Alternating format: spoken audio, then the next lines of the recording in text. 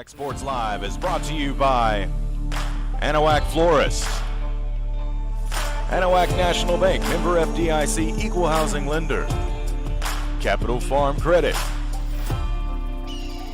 Community Christian Fellowship Church, Chambers County Abstract Company, Coastal Field Services LLC, Four Corner Tires, the 30th Annual Texas Gator Fest, Jerry's Seafood, Julia Luna Real Estate, K-Max Services,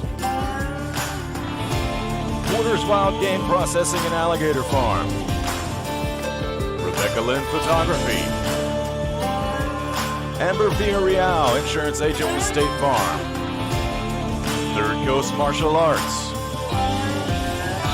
Swanky Insurance Agency, Title Services Incorporated, Trinity Bay RV Park and Lodging, Turan Lawn Care, Hillary Auto, Insurance Agent with Texas Farm Bureau, Turn 2 Specialty Companies, and Wilcox Drugstore in Anahuac.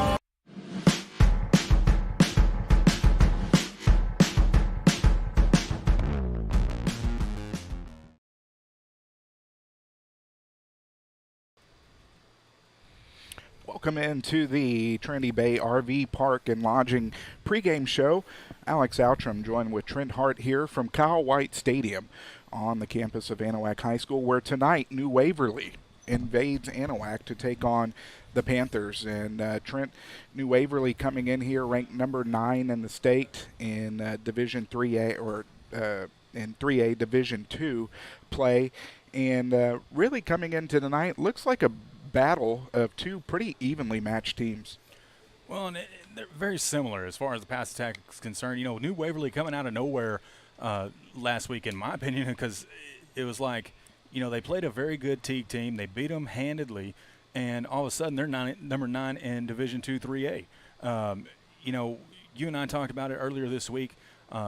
This is going to be an excellent matchup as far as the two teams are concerned, because they are very similar, like you just said. And I'm excited about tonight, Alex. As you said, coming in off of a victory, defeating Teague 29-14, 2-0 on the year, opened up the season against Shepherd with a victory 44-32. With those two scores, you can tell that they have given up points, been lucky to put up points through their offense, which is led by their senior quarterback, Evan Irwin, who is taking over as the first-year starter. He's got a couple of pretty big weapons on that offense. Starts with running back Will Larison, had 1,032 yards on the ground, 11 touchdowns, also had 20 receptions, 385 yards through the air, and a couple of touchdowns there. Also, Jeremy Miles, 6'2 senior, who had 41 receptions for 823 yards and 11 touchdowns. A big chunk of offense there for the Bulldogs. Well, you just talked about number 3, you know, Will Larison. I mean, he is a hard downhill runner. You're going to see, you know, the New Waverly Bulldogs run a lot of option plays. They work out of the shotgun. They do a spread offense. You know, it's as similar as to what Hardin Jefferson did, except for the fact of the option. And when you talk about the quarterback option and having the choice of either handing it off or keeping it himself and turning it up to the outside, it's going to be very interesting to see how the Panther defense holds up to that. Speaking of that Panther defense, coming off easily their best game that we've seen probably since we started Anahuac Sports Live, and decisively beating the Hawks from Hardin Jefferson last week. And really, when you look at the offensive side of the ball and the defensive side of the ball, you had two-thirds of the game really clicking last week. That it did. You know, they really kept Hardin Jefferson in check, and it looked like they were a lot better conditioned last week. They went the distance. They never did seem like that they were winded throughout the 4 quarters of play. even though, the score kind of got out of hand toward the second half, and you were able to sub in a little bit more people on the defensive side, it didn't really seem to phase the Anahuac Panther defense. The blitz packages were working really well. They got good penetration up front. They got to the quarterback, and that's what they're going to have to do here tonight. Whenever I was looking at the film this week, Alex, on this New Waverly quarterback, when he is flushed out of the pocket and put under pressure, he tends to make mistakes, which most quarterbacks do. So the Panthers are going to have to do the exact same thing they did against Hardin Jefferson, try to get some blitzes and get into the backfield and make some sacks. Speaking of sacks, 1 sack went to Brooks Henneke last week with also 2 interceptions and 1 touchdown. Kind of a breakout performance for him last week, Alex. No, absolutely. He probably should have had 3 interceptions last week, but the 2 interceptions almost took one to the house as he got caught from behind at the 1 after going about 103 yards. You mentioned his sack, but also another defensive stalwart last week, Presley Mouton. Absolutely. Having a fantastic game. He had a scoop and score after a strip sack fumble, took it to the house, and between him and Brooks Henneke, easily the 2 best players on the defense last week. Right, and I'd be interested to see what the defensive stats were from last week's. Mouton was all over the field, making tackles, making plays, getting in the backfield, the scoop and score like you just talked about. And let's not forget about Garrett Dye, and getting Kai Till back last week was a huge plus for the Panther defense. No, you can tell just how much better that secondary is when Kai Till's back there. They were able to shut down an aerial offense that the Hawks likes to run, and really other than when the Hawks opened up the second half with a kickoff return for a touchdown, which put them closer to the Panthers were pretty much in control for most of that ball game. And that they were. But back on the offensive side of the ball for the Panthers, a lot of great things happening. There was a little bit more balanced attack between the pass and the run. We saw that, Landon Corbett doing Landon Corbett things, right? You'll see here in a minute, I'll bring up the graphic on his stats, but I wanted to bring up, how much better the freshman quarterback took care of the football. It seemed like they got in the film room the week prior, worked on, just making sure that making good decisions, and he did just that. And I want to bring it up here. Number 5, Brady Barrier, freshman quarterback. We're starting to sound like Joe Buck, by the way, with the Juan Soto thing. But I'll try to refrain from it. But it is a fact. He is a true freshman. Coming in 32 attempts, 50 completions. I think that's backwards. I don't know. But 452 yards, 4 touchdowns, and an interception. But 452 yards over 2 games and the 4 touchdowns and only throwing 1 interception, that's just great numbers. Like you said, including last week, a very efficient 14 of 21, 232 yards, those 4 touchdowns, had a couple rushes for 9 yards. Just a really outstanding performance from the freshman quarterback. You talked about Landon a little bit.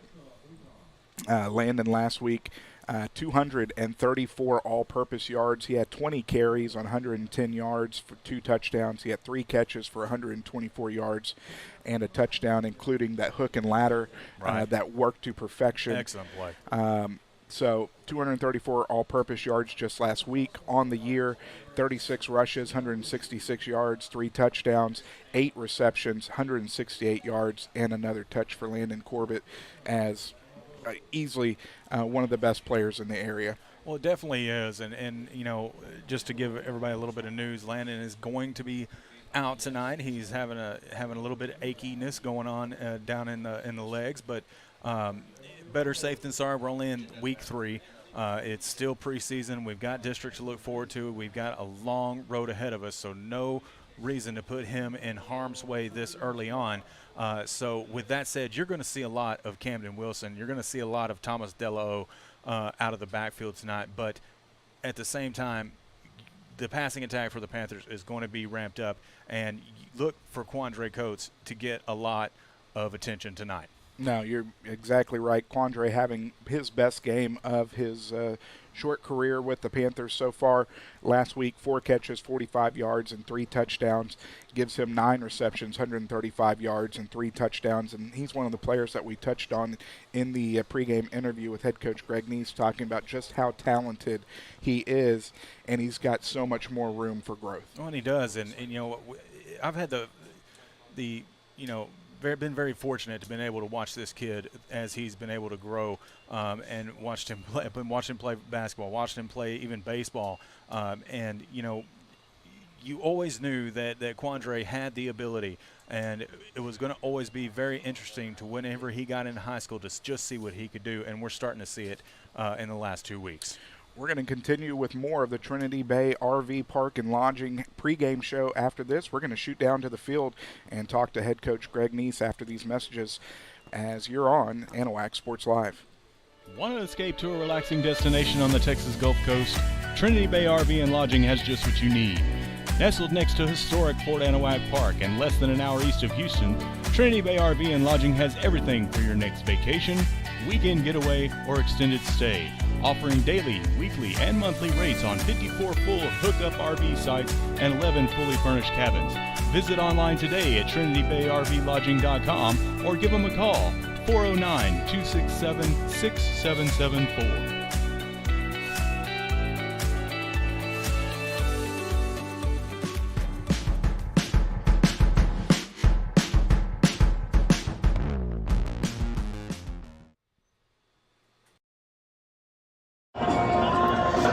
Alex Outram back on the Trinity Bay RV Park and Lodging pregame show, joined by the head coach of the Anahuac Panthers, head coach Greg Neese.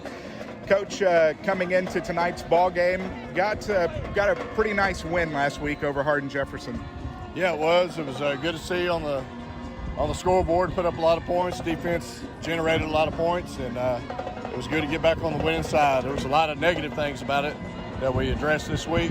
Like we had 12, I think it was 12. Just kind of foolish mental penalties, jumping off sides, or illegal procedure, or some unnecessary 15-yard penalties, and that we took care of it this week, and I verbally took care of it, and then we took care of it in a physical way also. So hopefully we're better this week in that area. Did have a little bit of the penalty bugaboo last week, but also on the defensive side of the ball, at least, very aggressive, pretty much living in their backfield last week. Yes, our officials told us after the game that your kids play hard, coach, and so they fly around the ball. They were a lot more physical than the other team, and that was a good compliment. So it's good. At the Newton game we were real physical, and I think that's just the kind of style of football we've been playing. Since probably the midway point last year, all the way through the playoffs and the first 2 games so far. So that's a good thing. Being a head coach in our 4th year, that's kind of what we wanted. Secondary had a pretty nice showing last week. Had Brooks Henneke with a couple of interceptions. Probably should have been 3 interceptions. Talk a little bit about how that secondary stepped up from week over week. Well, Brooks shows up a lot this year. He's really been kind of our shining star on defense.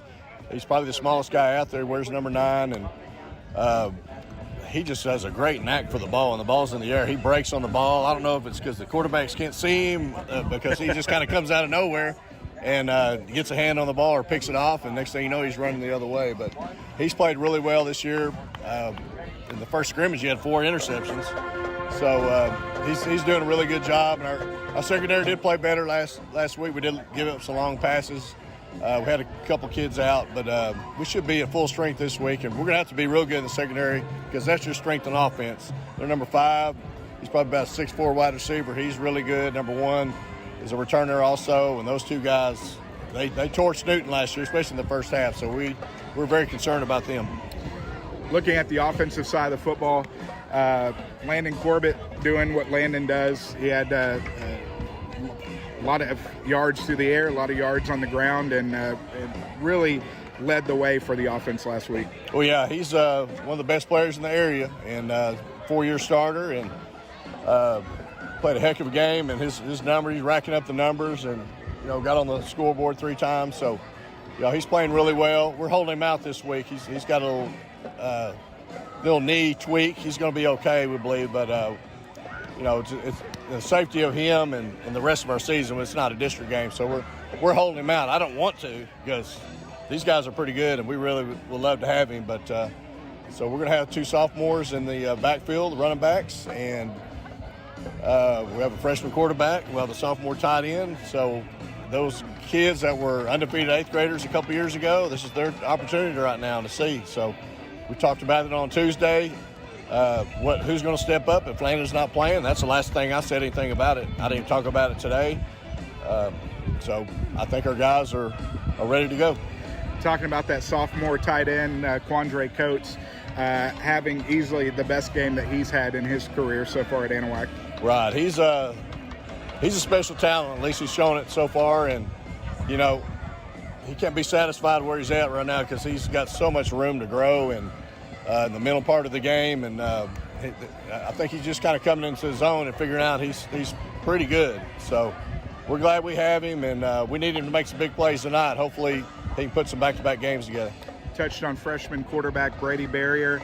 Really looked like there was some good growth from the first game to the second game, quicker decision-making, possibly a little bit better decision-making in the throws he was making last week. Right.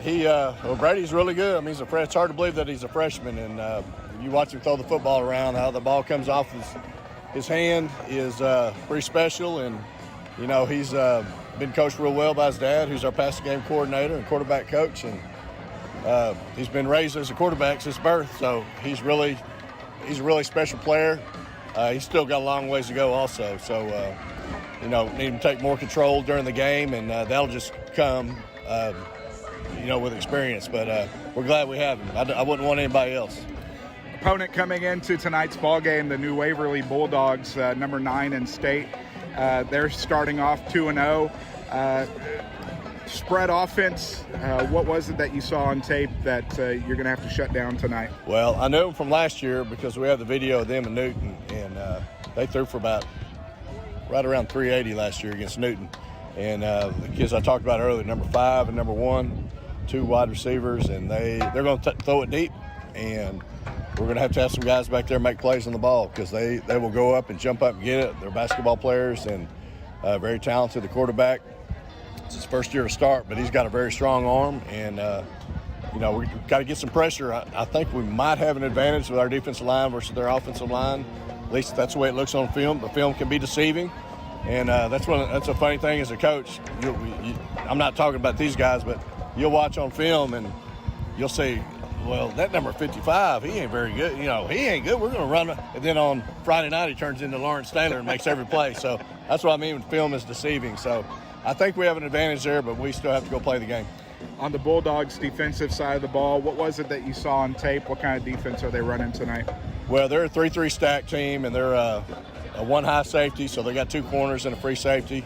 Free safety likes to run. He's number 3. He's also the running back. He likes to fill the alley on the run, and he's an aggressive player.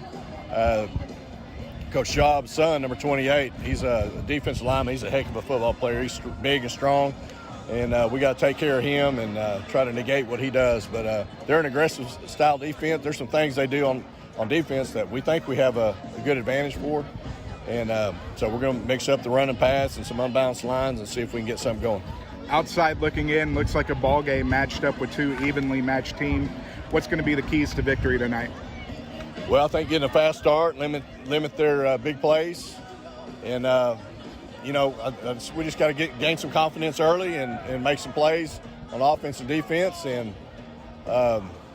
take it from there. And then the main thing is to eliminate penalties, and the foolish penalties are just senseless. I told our guys, you guys are too good at football players to make those silly mistakes. You're too good as a defensive lineman. You don't have to to run up there and catch it on the run. Y'all are good. Just wait for the football to be moved and then go play. So that's what we got to do. You know, keep our head, keep our composure, and just play the game, let the game come to us. All right, Coach. As always, best of luck in tonight's contest, and appreciate the time before the game. All right, Alex. Appreciate it. Thank you. You got it. Head coach Greg Neese of the Anahuac Panthers as we continue the Trinity Bay RV Park and Lodging pregame show after this on Anahuac Sports Live. Want to escape to a relaxing destination on the Texas Gulf Coast? Trinity Bay RV and Lodging has just what you need. Nestled next to historic Fort Anahuac Park and less than an hour east of Houston, Trinity Bay RV and Lodging has everything for your next vacation, weekend getaway, or extended stay, offering daily, weekly, and monthly rates on 54 full hookup RV sites and 11 fully furnished cabins. Visit online today at TrinityBayRVLodging.com or give them a call, 409-267-6774.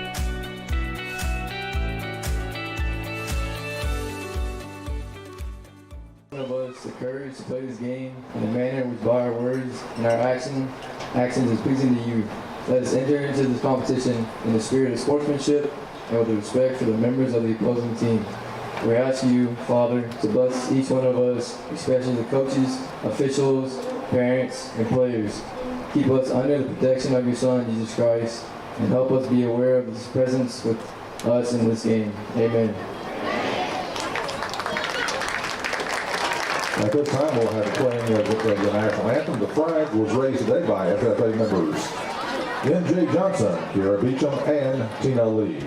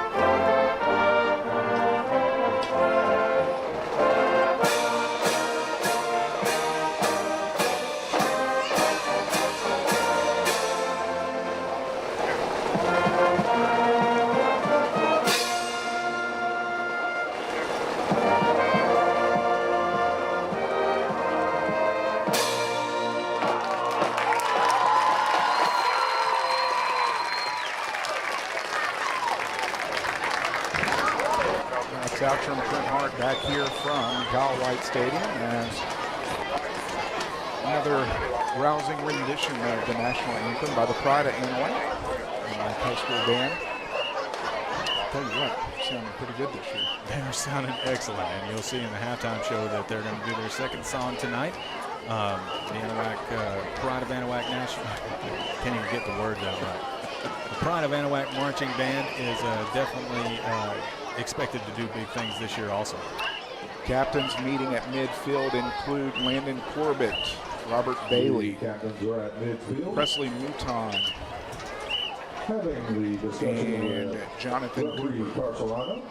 Seniors out there. Anahuac has been on quite the roll of winning the tosses, starting off the games with the ball. We'll see if that continues tonight.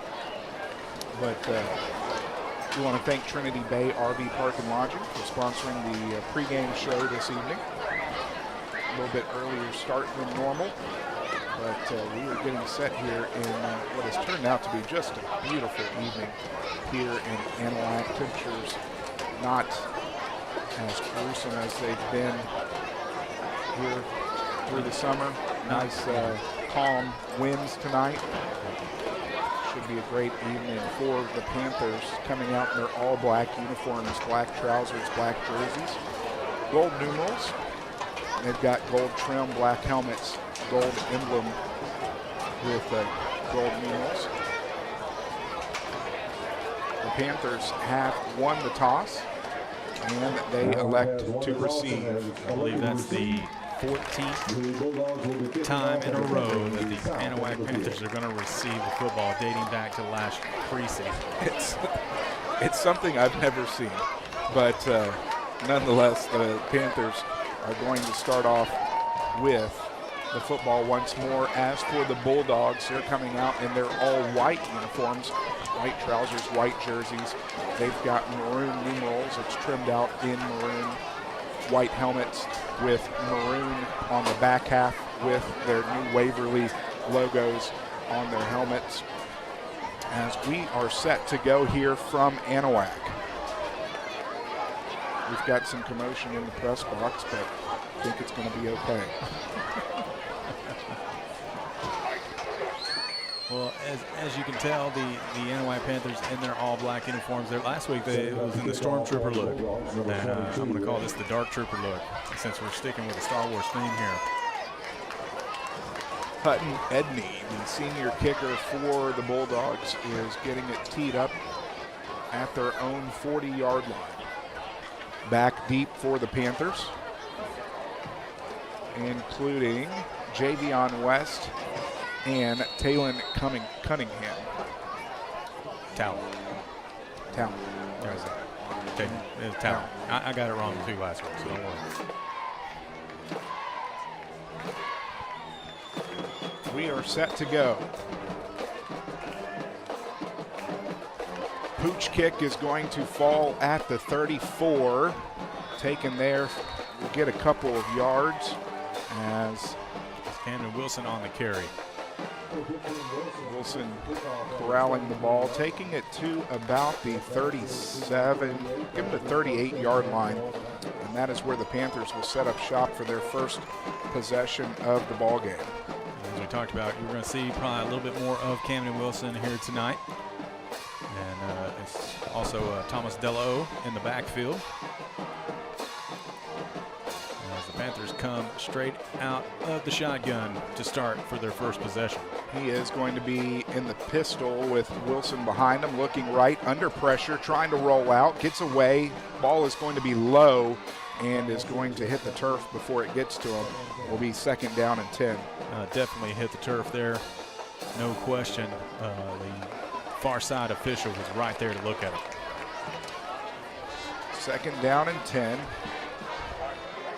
after the first play of the ball game. First quarter being brought to you in part by Anahuac National Bank. 801 Ross Sterling here in Anahuac. 409-267-3106 on the net, anbank.net. Pitch right. Wilson trying to find some room, is going to be met at the 40. He's going to fall forward to about the 41. That's going to be a pickup of 3, and those were some hard-earned yards for Camden Wilson.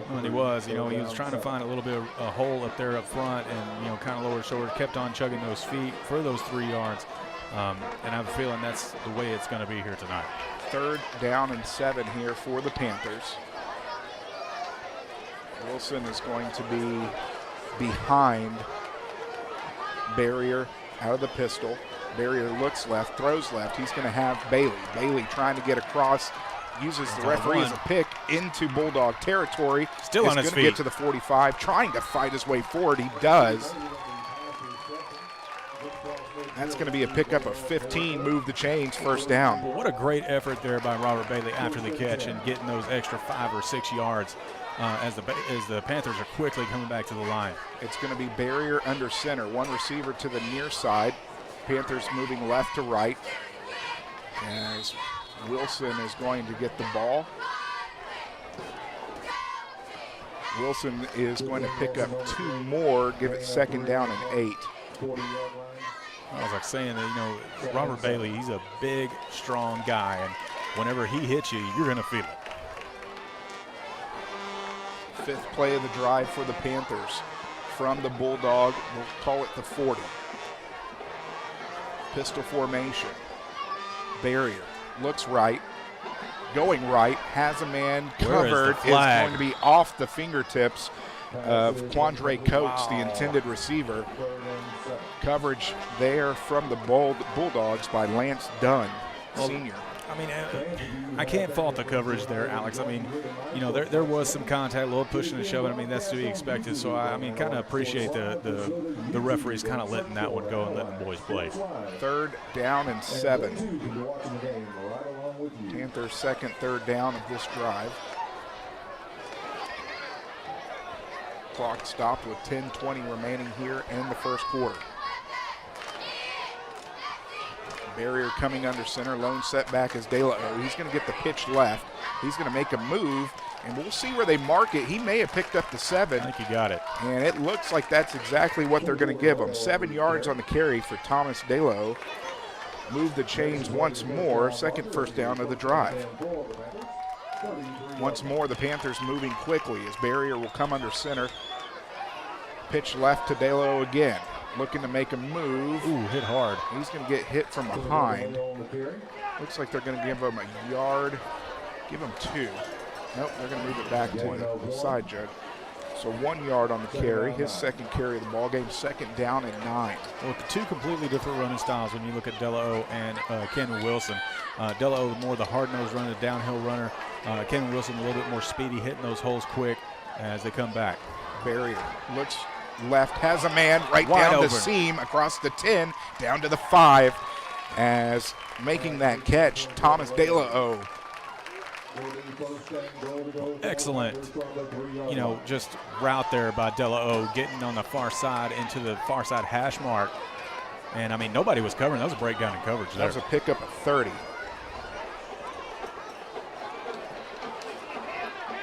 Right side, Wilson trying to turn the corner into the end zone. There's touchdown. A flag on the play. I think it's going to be holding. A late flag.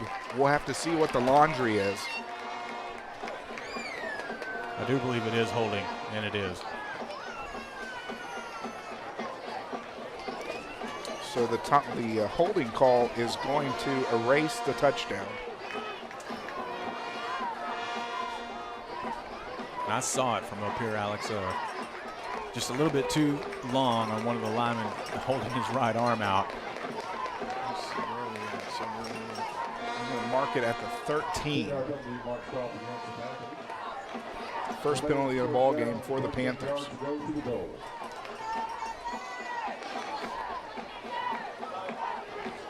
Barrier out of the gun. He's going to be offset to each side by Wilson and De La O. Bailey to the far side. They're going to loft it up on the fade. It's going to land right in his pocket. Touchdown from 13 yards out. Well, we saw that pass a few times, over the last couple of weeks. That corner pass, just throwing it up there and letting his receiver coming down with it. That's a great trust on the part of Barrier on the, just getting it out there to his receivers. Boy, I tell you what, he just laid it right in the basket for Robert Bailey. 3 of 4 and a touchdown for 58 yards. 2-point conversion is going to be no good. So with 8:46 remaining here in the first quarter of play, the Panthers strike first as your new score, as the Panthers leading the Bulldogs 6-0 back after this on Anahuac Sports Live.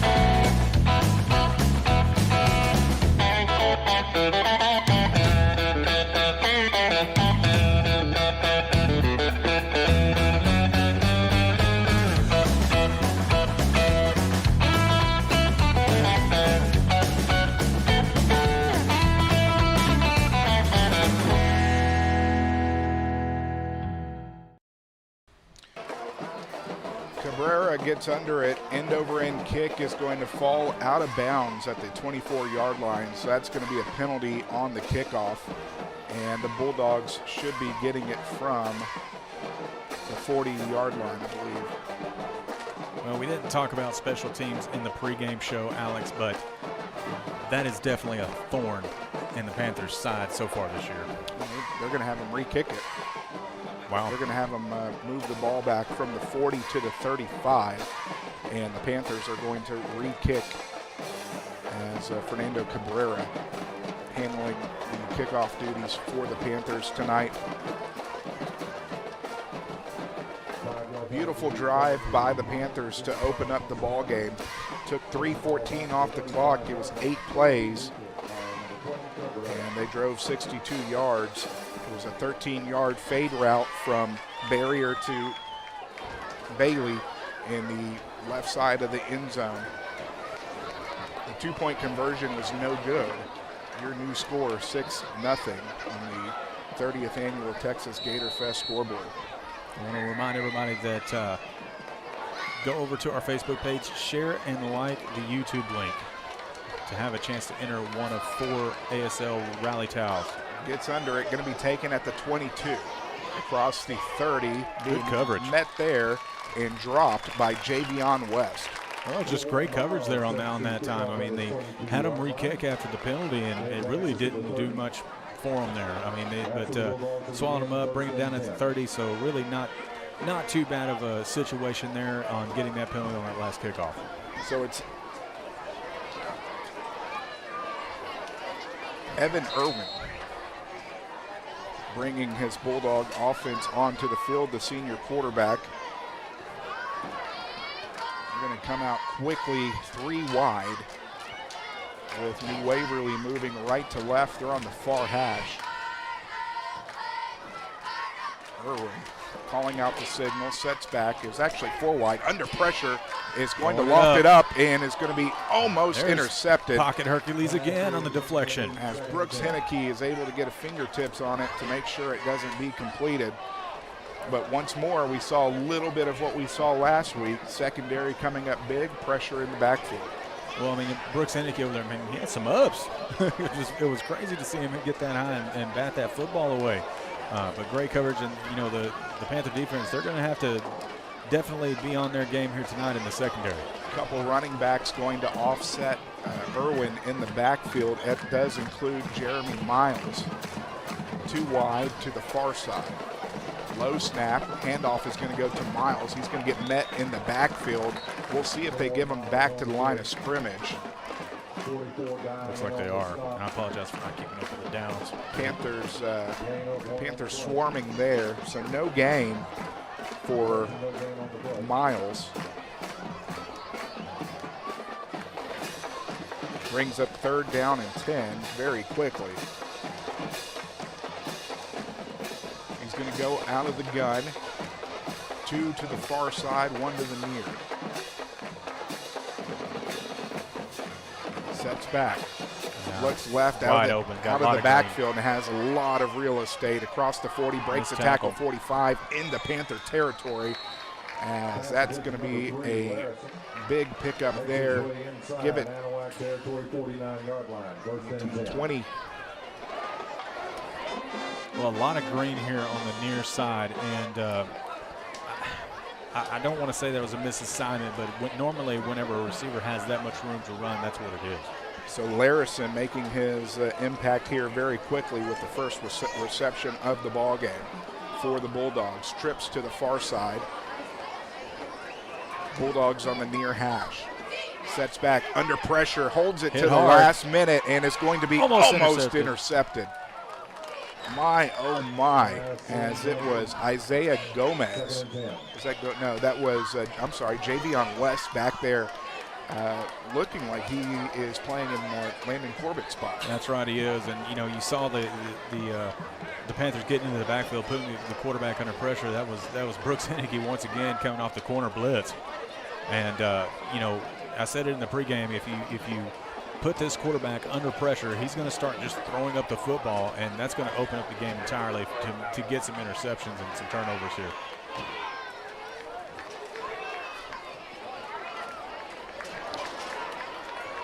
Seventh play of the drive for the Bulldogs. 2 receivers to the near side. Fakes the handoff. Taking it himself is Irwin. Irwin getting some pretty good yardage. In fact, he's going to pick up 8 there, bring up 3rd down and short. Well, you saw the option play there. I mean, he decided to keep himself. He had the blocking up front, and it was a great decision because he picked up 8 yards, obviously. But good job there by Irwin to recognize the hole that opened up front. 2nd, 3rd down of this possession here for the Bulldogs. This one a little bit shorter. They converted on 3rd down and 10, now 3rd down and 2. Panthers looking to hold. From the Panther 41, near hash. Irwin's going to go out of the gun, offset to his right by Larison. It's going to be Jeremy Miles here to the near side, 2 receivers to the far side. We'll take under 6.5 remaining here in the first quarter. I'm wondering what happened if it was a delay of game. Yeah, it is. The play clock is at 0. Or game clock. Or the play clock is. So it is delay of game against the Bulldogs. First penalty of the game for the Bulldogs. Makes it 3rd down and 7 from the Panther 46.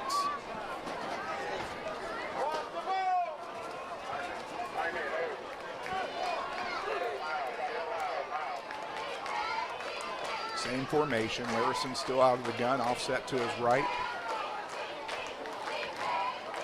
Fakes the handoff. Quick toss, right side caught. Good across catch. the 30. Makes a move. Is going to get down to about the 26. That was an excellent catch. It's going to be a pickup of 21. That's Joe Bryant on the reception for the Bulldogs. Coming over the middle, kind of stretching out and getting his hands on it. You don't see very many receivers nowadays, you know, bringing their hands out and then catching the football and then bringing it back to their body, but that's exactly what he did there. 1st down and 10 from the Panther 27.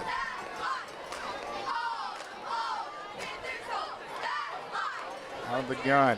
Handoff is going to go straight up the middle to Larison. Spin move. He's going to be met by a host of Panther defenders, but not before he picks up 5. 2nd down and 5.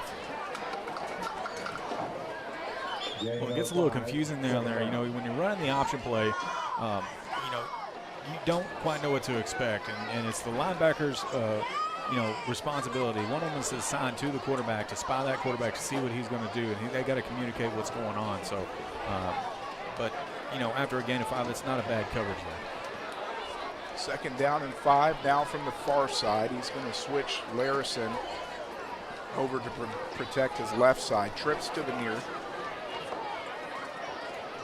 Looks back. It's going to be Picked intercepted off by Henneke. He's got a lot of room to run. And Henneke has a whole bunch of room. 40, 30, 20. He's going to take this one to the house this time. Touchdown, Brooks Henneke. What an amazing interception there by the pocket Hercules, Brooks Henneke to take it back for, what, 75 yards? 78. 78 yards for the touchdown, and the Panther defense comes up huge here in the first quarter. Brooks Henneke keeping up from last week. Would not be denied the end zone this week as he is able to hit Pater. We'll take a look at that replay here in a minute. Hopefully I got my replay fixed this week. Just like that, with the Bulldogs driving, the Panthers shut it down and add 6 more to the scoreboard. I'll tell you what, I mean, Brooks Henneke coming up huge again here tonight. I mean, it's early on in the football game, but dadgum, I mean, 2 interceptions last week, 1 tonight, 2 pick sixes 2 weeks in a row. Or 1 for last week, 1 this week. You know what I mean. Pretty close. Barrier's going to send the man in motion. Looking left is going to be Yeah, intercepted, and that's going to be taken back for 2 points. Wow. As that is back-to-back interceptions. Dylan Thomas, and he's going to take it to the house. So that's going to be 2 points for the Bulldogs on the interception on the 2-point conversion. Great job there by, was it Thomas you said? Dylan Thomas. He read that play perfectly. He stepped right in front of the intended receiver, and, you know, there was nobody there to stop him. The sophomore coming up big for the Bulldogs. Nonetheless, the Panthers extend their lead 12-0 back after this on Anahuac Sports Live. 12-2, that's right. Whatever it is you wrangle, whatever seeds you sow, no matter what you nurture or what you choose to grow, at Texas Farm Bureau Insurance, we're proud to protect all Texans.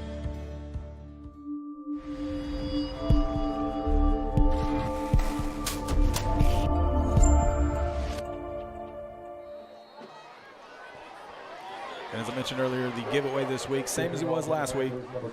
4 AP Rally Towels given away this week. All you got to do is go over to our Facebook page, like and share the video link on our Facebook page, and you'll be entered to win one of 4 rally towels this week. Cabrera gets under it, taken from the 15, making a move across the 35-40, and is going to be tackled at the 46. We'll see if they give him the 47. They are 46 and a half. Excellent returns. We're going to return to the...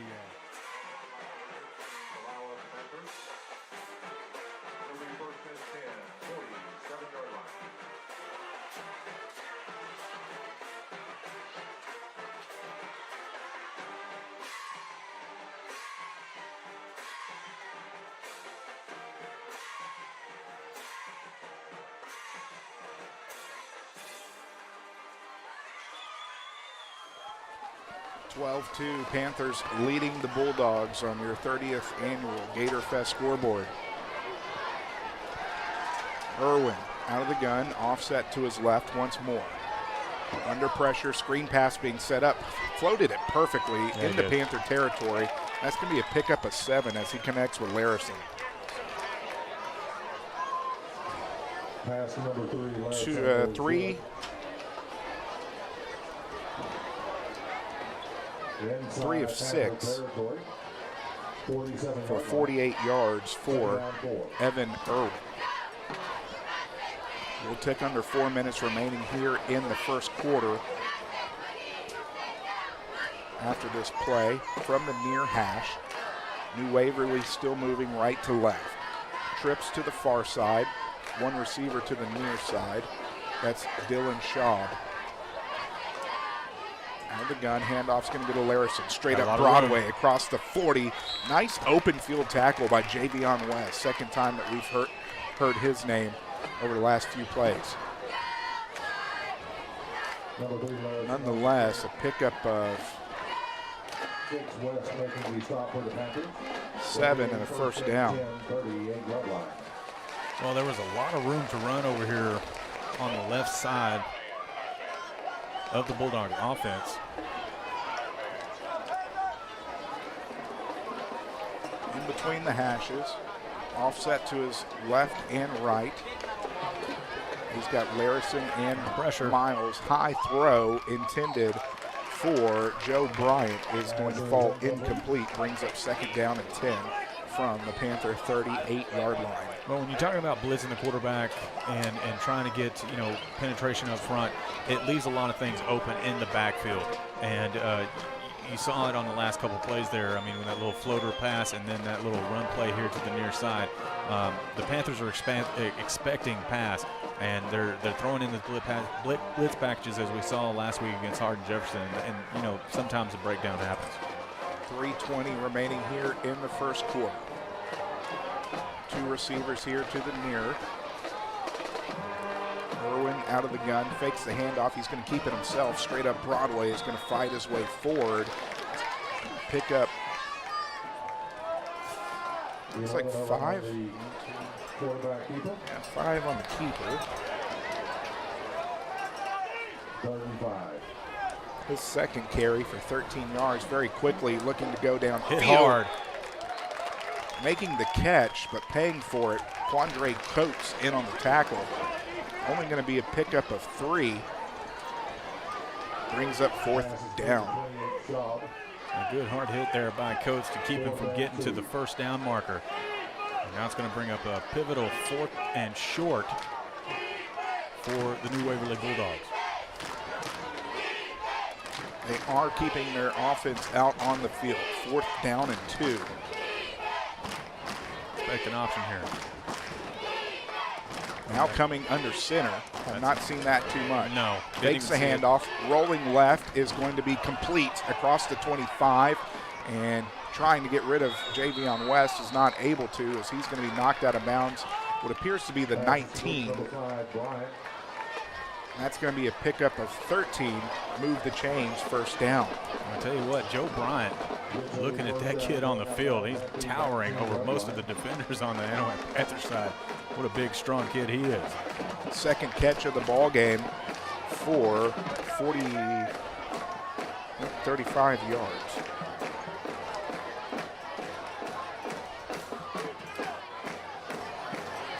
First down and 10 from the Panther red zone, right about the 20-yard line. For a corner pass over here to Bryant this time. Sets back, Over looking straight down the seam. Is going to go off the fingertips of the intended wide receiver, as that was Lane Sherwin, whose fingertips it bounced off of and fell to the turf. Will bring up second down and 10.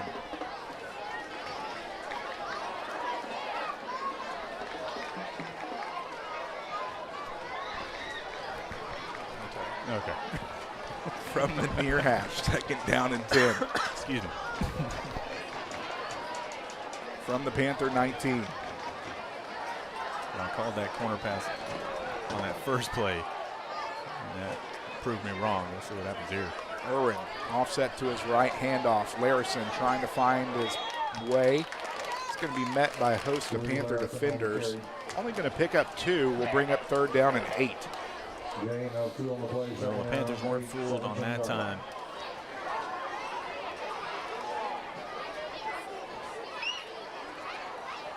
Minute 40 and counting here in the first quarter. I was trying to figure out whether that was a designed option play or not. And I was going to say that the Panthers weren't fooled on that one, but nonetheless, third down and 8 coming for the Bulldogs. From the near hash. Irwin out of the gun, offset to his left by Larison. 3 wide to the near side. Fakes the handoff, throws left, is going to be caught and trying to make a move, and does. Spin move, is able to get across the 15. He's going to fall forward to the 14. That's only going to be a pickup of 3, and it looks like the Bulldogs are going to bring on their field goal unit. Well, that's surprising to me too, with such a high-powered offense. I mean, they kept the offense on the field on the last fourth down. When I was watching their game against Teague, there was a bobbled field goal. At first, when I first looked at it, it looked like a designed fake field goal, but it wasn't. But number 10 that's holding for New Waverly, Lance Dunn, that kid can throw the football too, and he hit one in the end zone off of that bobbled field goal attempt. Hutton Edney back to kick it. Snap, got down barely, gets under it, and the kick is good. So with 24 seconds remaining here in the first quarter, the Bulldogs have added on to their score as the Panthers still lead the Bulldogs 12-5, as we'll be back with more after this on Anahuac Sports Live. From custom processing, professional guided hunts, hide tanning, and gator merchandise, Porter's Processing and Alligator Farm offers a personal experience like no other. Locally owned and operated in Anahuac, Texas since 1987, Porter's has been Southeast Texas' premier choice for any hunting adventure need. Now offering full-service processing of gator, deer, beef, hogs, and other wild game. Make Porter's Processing this hunting season's one-stop shop. Visit them today at portersprocessing.com or call 409-267-8413. I want to remind everybody that you can donate to Anahuac Sports Live and get a special shout-out tonight live on the air by making a donation. All you got to do is go to Venmo at Anahuac Sports Live, CashApp, $, Anahuac Sports Live, or the PayPal QR code on your screen. Any donation is greatly appreciated, as without them, we would not be able to bring these broadcasts to you free of charge on YouTube and Facebook. So we appreciate everybody's support, and be sure to get it in there and get your shout out tonight. Edney has the ball teed up. It's going to get under it. Pooch kick is going to fall to the 33. And getting to about the 39 is going to be Tristan Delo.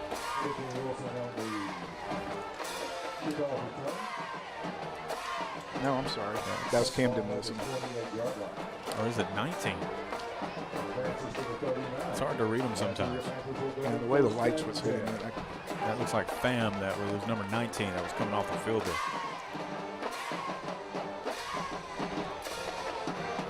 Nonetheless, only the second offensive possession of the ball game for the Panthers. Right. From their own 39. 2 backs, barrier under center, 2 receivers near side.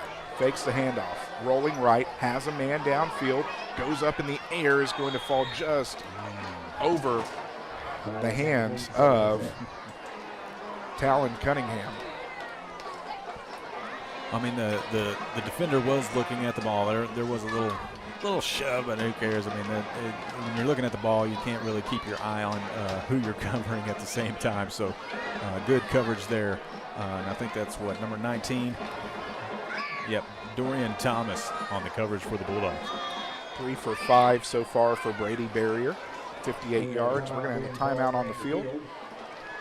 By Anahuac. As I want to remind you that the first quarter being brought to you in part by Anahuac National Bank, 801 Ross Sterling here in Anahuac. Phone number 409-267-3106. You can also hit them on the internet, anbank.net. They do great things here for the community in Anahuac. Please make sure you are supporting them. Looking at some of the scores. They're just most of the games are just getting underway. Forget that we started a little bit earlier than normal. But some of the games that we are keeping our eyes on, and we're especially keeping our eyes on within, District 10, 3A, Crockett versus Buna, Huntington versus Cleveland, East Chambers at Hardin, Curryville versus Corton Camden, and Shepherd at Orangefield. And in the wild card game on the Pick'ems this week, Jasper at Newton. So if you didn't get in on your Pick'ems, sorry. We're starting that this week. We appreciate everybody, getting involved with that. Really, love the interaction online. If you get a chance, interact with us in the chat too. Barrier quick pass to Coates. Coates fighting his way forward. He's going to be right at the change. We'll see where they set it. It's either going to be a pickup of 9 or 10. Either way, he's right on. He's right on it. They're going to give it to him. Pick up a 10 from Barrier to Coates. Coates' first reception of the ball game. And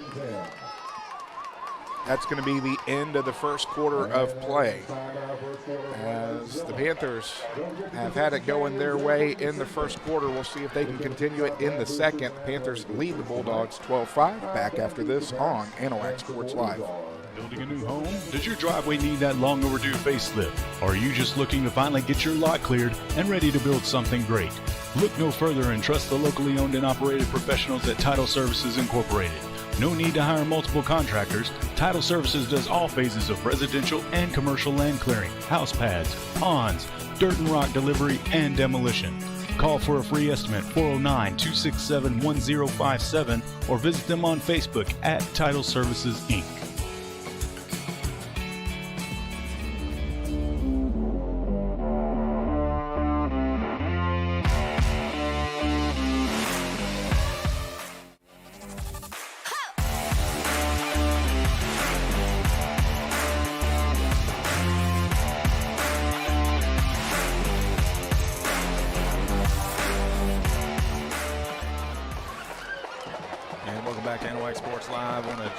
To the high school volleyball team playing in Warren. Handoff is going to go across midfield, across 45-40. Wilson is going to make a move there. He's going to pick up an extra 5 yards on the spin move.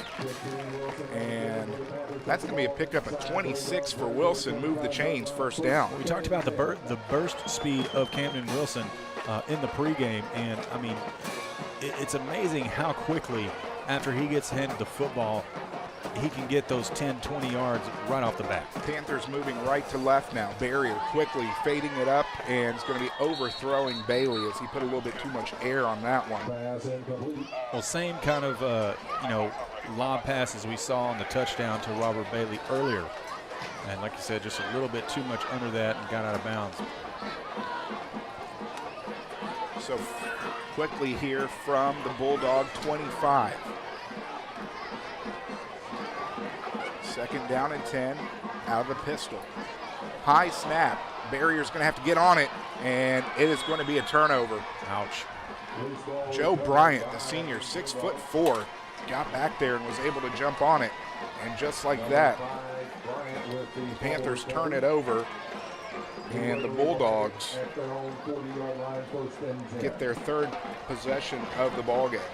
Well, I think that's probably the first high snap that we've seen get away from Barrier this year. Most of them kind of low, but that, like I said, the first one that we've seen get away from him for a turnover. But excellent pursuit there by Bryant to scoop it up, and the New Waverly offense is back on the field.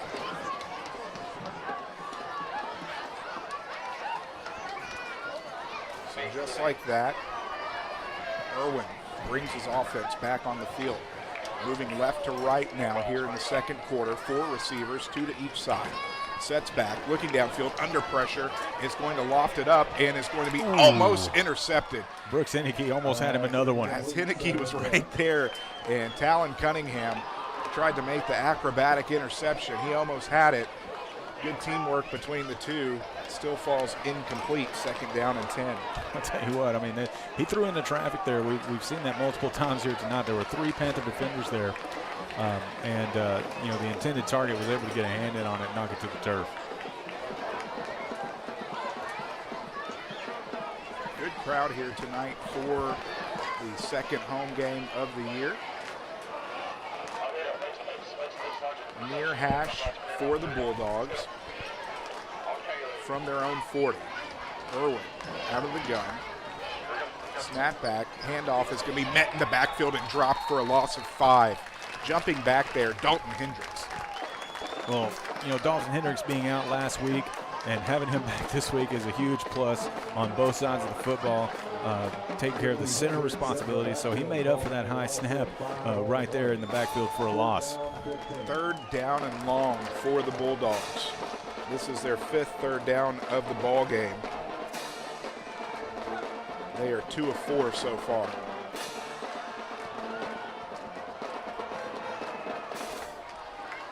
From between the hashes, 2 to each side.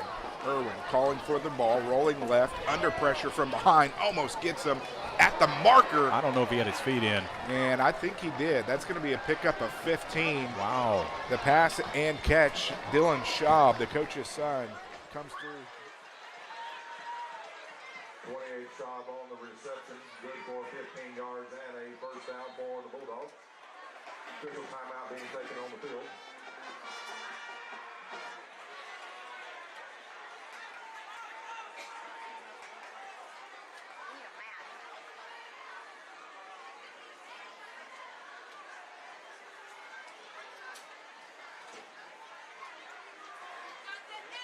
Down. I think we had a problem with the chain. Malfunction. Yeah. So 1st down and 10 from midfield. I'm going to blame Nestor Hernandez over there taking care of that chain.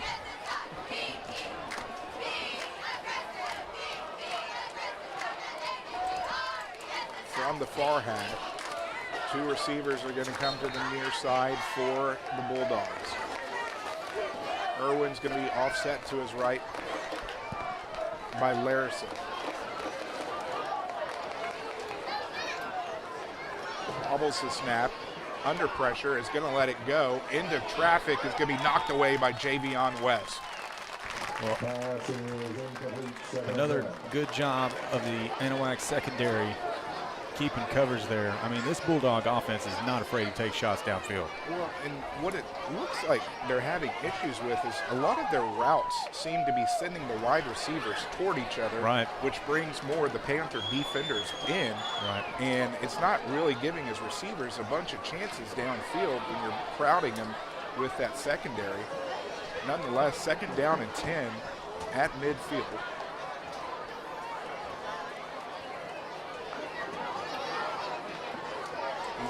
Irwin's going to keep it himself. He's going to get across midfield. He's going to get dropped after about a pickup of 3. We'll bring up 3rd down and 7.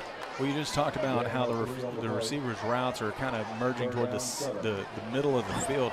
You know, it's the receiver's responsibility. If they see their quarterback under pressure and scrambling around a little bit, it's their, you know, they got to make the decision to alter their routes and give their quarterback a little bit better chance. And we've seen it a couple times, but like you just said, more times than not, they're just converging on the center of the field, and it's kind of creating a traffic jam. 3rd down and 7 from the Panther 47. Under pressure, lets it go, floats it up, is going to be intercepted. Javion West, who's been active in the secondary. This time comes down with it. As I don't know what Irwin was looking at. He just kind of floated it up there. Yeah. Benefits the Panthers, 1st down and 10 after the turnover. Well, I talked about it in the pregame. I mean, you put any quarterback under pressure, and any time that a quarterback has to just throw the football up, you're just giving the defense an even better chance to come down with it, and it happened just there. 9:47 remaining here in the first half. The Panthers with their 3rd offensive possession of the ball game, taking over at their own 32. Out of the pistol is going to come Barrier. From the far hash, 2 receivers to the near side. He's going to send Wilson in motion. Fakes the throw, has a man downfield, is going to be Great. caught. What a pass and catch from Barrier Talon Cunningham. Oh, my word. I mean, it was a perfectly placed ball. 34 yards on the pass and catch. 102 on the evening for Barrier. Barrier pitch left. Wilson trying to find somewhere to go. Is going to fight his way forward. He's going to pick up 6. 2nd down and 4. Boy, what a catch by Cunningham too. I'm still kind of with my mouth open over here after watching that pass play. Well, he faked the pass to Wilson as he came out of the backfield, drew the defender in. That gave Cunningham just enough of a step to get by him. Well, they were trying to set up the screen, and dropped it right in. Yeah, they were trying to set up the screen, and it just broke down, and sure enough, Cunningham got away from his coverage and made the play. Looking for the end zone, going for Bailey. Bailey's going to go in and out of the hands on that 2nd down play. Will bring up 3rd down.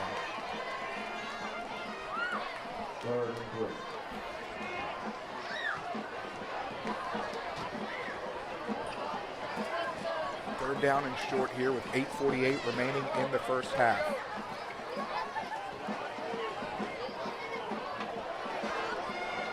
Barrier under center, 2 in the backfield. Fake the pitch, handoff straight up Broadway is going to be enough to pick up the 1st down after a pickup of 7. Camden Wilson moving the chains once more. 44 yards on 5 carries. See if I can't get some updates on the ticker here. Nope.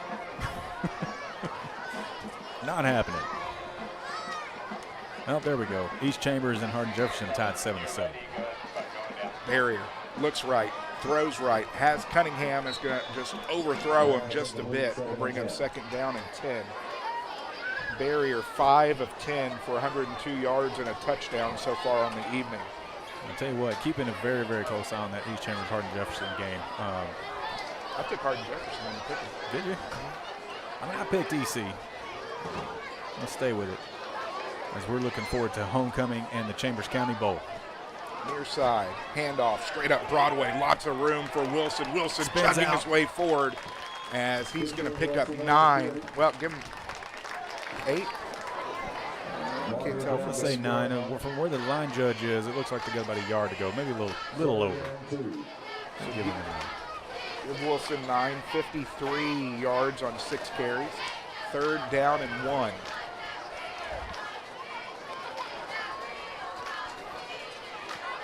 And I am calling it the Chambers County Bowl. Remember, I was searching for it. Last year, I was searching for a name for that game between Anahuac and East Chambers. So that's what I'm going to stick with. Like it. Coates and Cunningham switch sides. Barrier under center, pitch right. Bellao trying to get the corner is, we're going to see where they mark it. I don't know if he got there. I think he's only going to pick up 1. That's going to bring up 4th down and 1. 4th and about a quarter yard. Maybe half a yard. Definitely keeping the offense on here. Barrier bringing in the play from the sideline. Panthers going from the far hash. In fact, Neese wants to talk about it. Timeout Panthers, we'll take it with them. 7:10 remaining in the first half. Back after this on Anahuac Sports Live. Want to escape to a relaxing destination on the Texas Gulf Coast? Trinity Bay RV and Lodging has just what you need. Nestled next to historic Fort Anahuac Park and less than an hour east of Houston, Trinity Bay RV and Lodging has everything for your next vacation, weekend getaway, or extended stay.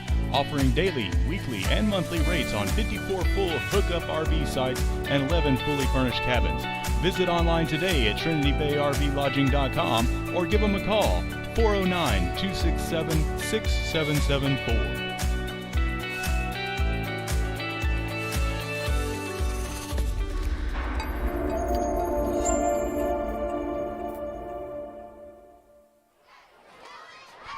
And again, ladies and gentlemen, you can get in on our giveaway this week, 4 AP Bradley towels.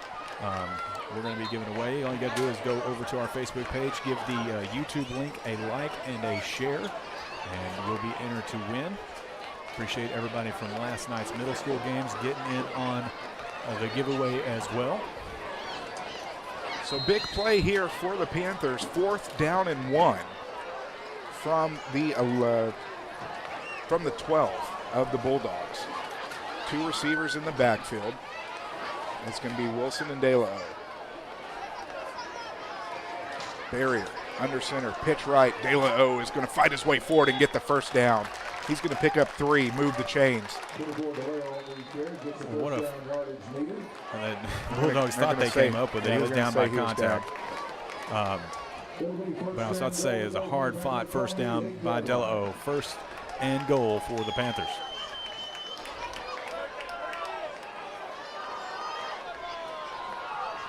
Ninth play of the drive for the Panthers. First down and goal from the Bulldog 8. We'll tick under 6:55 and counting here in the first half. Barrier going to Bailey up top. Bailey comes down with it. Touchdown. From 8 yards out, the fade connects from Barrier to Bailey. Bailey a little shooken up, but gets up under his own power. It's a second fade play to the corner of the end zone from Barrier to Bailey. Connects again for another Panther touchdown.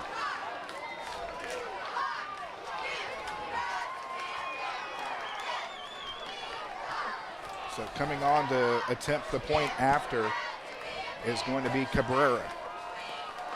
Snap back, kick is up, kick is good. So with 6:46 remaining here in the first half, the Panthers strike again. Your new score, Panthers 19, Bulldogs 5. Back after this on Anahuac Sports Live.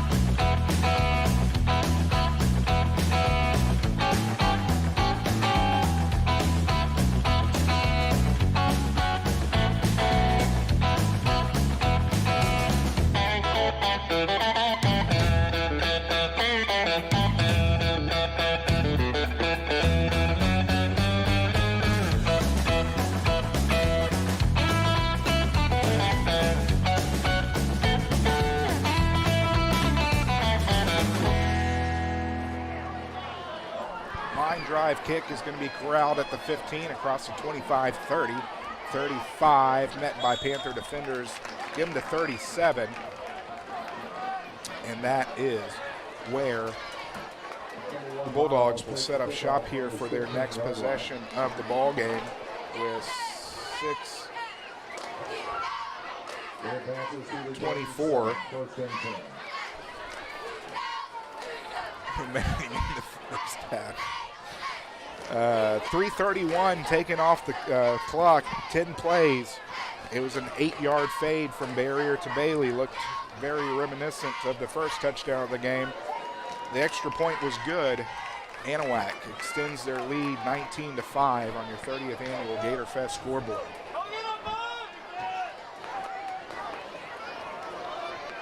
Out of the gun. Fakes, does hand it off as Man, oh man, that defensive front is looking so good for the Panthers. Loss of 2 on the play for Larison. Well, so far so good for the Anahuac Panther defense, getting good penetration up front, getting into the backfield, making that quarterback, just feel uncomfortable. And, that's what we talked about that they had to do, and they're doing that so far here in the first half with under 6 minutes now left in the first half. From the Bulldog 35, second down and 12.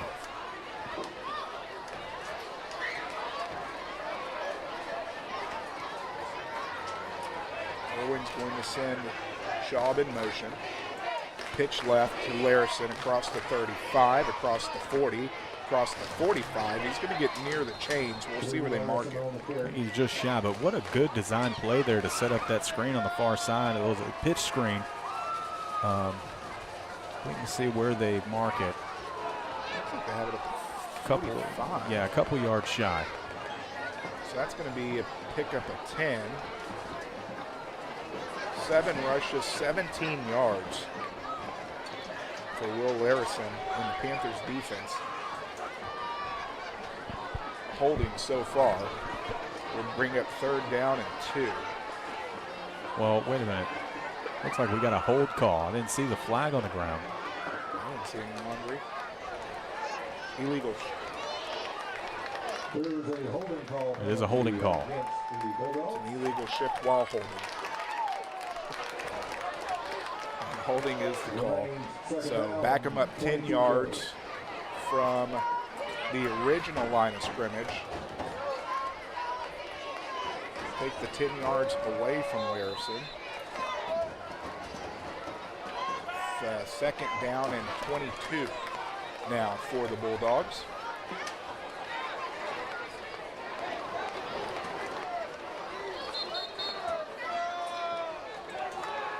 Another official timeout. Still talking about it. Looks like they're talking it over with the visiting sideline. I think they're saying that the hold happened past the line of scrimmage. From the line of scrimmage. That's where they marked it off at. Well, they're not going to break on it. Nope. Nonetheless, second down and Smith Point. Second down and Smith Point. I like it. Irwin. Now the gun, send Shaw back in motion. Handoff, Larison, straight up Broadway is going to be met and dropped by Jonathan Cooper. He may have gotten back to the line of scrimmage. I say he did. Third down and 22. Third down, 22. So Larison, 7 carries, 7 yards. Their leading rusher last year. Irwin out of the gun, sets back, looking left, throwing left, has a host of defenders. His intended receiver was Dylan Schaub, but Schaub didn't have a chance on it, and that will bring on the punting unit for the Bulldogs. Just a little bit too much on that particular pass. As the punting unit will come onto the field. Excellent orange full moon rising here over Anahuac.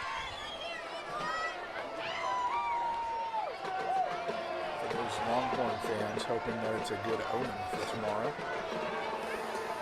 Yeah, we're definitely holding out for that. I know Coach Neese is. Yes, definitely. Almost a high snap. It's going to get it underway. We're either going to see if it's running or roughing the kicker. I think that it could be. If it's roughing, that's an automatic first down. If it's running, we just have to wait and see. Quandre Coates thought he had a beeline to it and just got the punt underway. Waiting for the call. I don't know if New Waverly is sending their offense back on the field or not.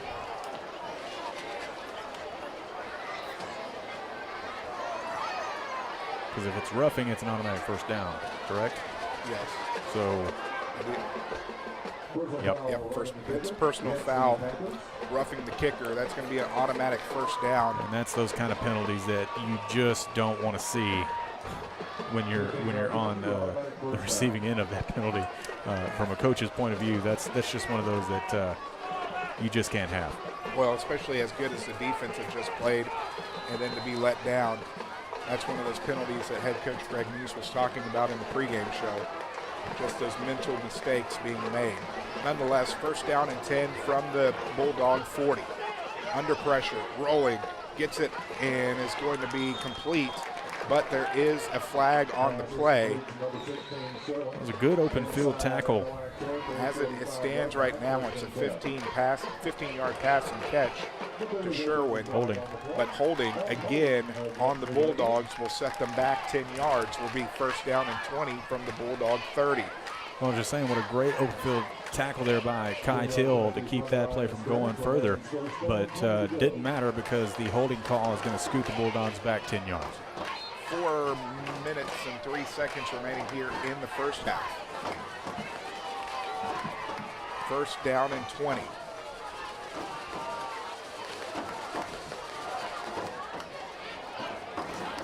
Trips to the near side. One receiver to the far side, that's Shaw. Out of the gun, Irwin sets back. Looking right, throwing right is going to be caught right down the seam. Great pass over the middle there. Boy, what a catch by Jeremy Miles. He had to really grit his teeth there and take it. 26-yard pass and catch from Irwin to Miles. I'm looking at the Huntington-Tarkington game. I changed my mind on that pick'em today. Went with Huntington instead of Tarkington. Miles' first catch of the ball game. I believe I went with Tarkington. Irwin sets back, looking right, throwing right. Man back as Cunningham is fighting for the ball. He does knock it away. He almost had it. In fact, the receiver, Joe Bryant, had to turn into a defender and knock that away from Cunningham to prevent the INT. Second down and 10. Well, good coverage there by Cunningham here on the near side to keep another huge pass play from happening. And the Panthers once again doing a great job of covering in the secondary. Of course, I also took Shepard over Orange for this. Newton up on Jasper 6-0 in the first. 2 wide to each side. Second down and 10. Bulldogs in Panther territory. From the 44. Irwin sets back, looking left, under pressure, throws right. It's going to fall down to the turf. As looking to pancake him, Quandre Coates and Presley Mouton. Play and meet you at the quarterback.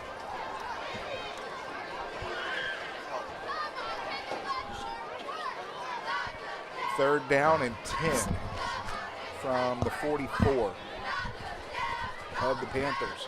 Defense trying to shut them down for the second time this drive.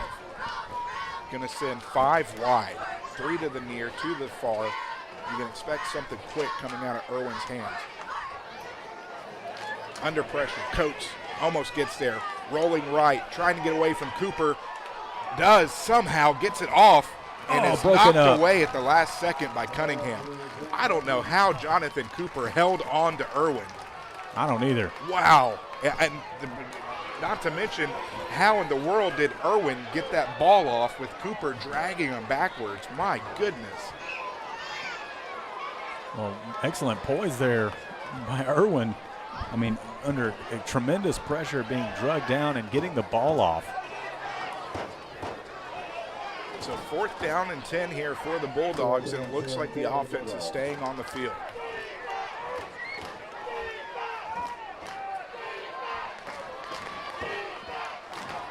Three wide, to the far side, Irwin looking left, rolling left, under pressure, Mouton almost gets there, pass is going to be too high, incomplete, turnover on downs. Well, the Panther defense holds once again for the second time in this drive.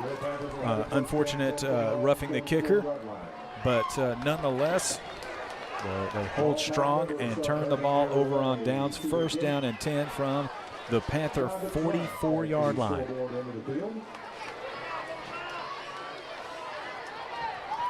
Panther defense looking just as strong this week as they did last week against Hardin Jefferson. First down and 10 from the 44 out of the pistol. Behind them's Wilson. Wilson gets the call. We had whistles. Whistle prior to the snap. And it looks like it was a timeout. Bulldogs will take them with it. With 3:09 remaining here in the first half, the Panthers lead the Bulldogs 19-5. Back after this on Anahuac Sports Live. Coastal Field Services, Southeast Texas' go-to company for right-of-way mowing, land clearing, site preparation, industrial commercial herbicide application, and industrial commercial site ground maintenance. No matter what your property maintenance or clearing needs are, you can rely on the professionals at Coastal Field Services. For more information, call 832-900-9800 and visit them at coastalfieldservicesllc.com.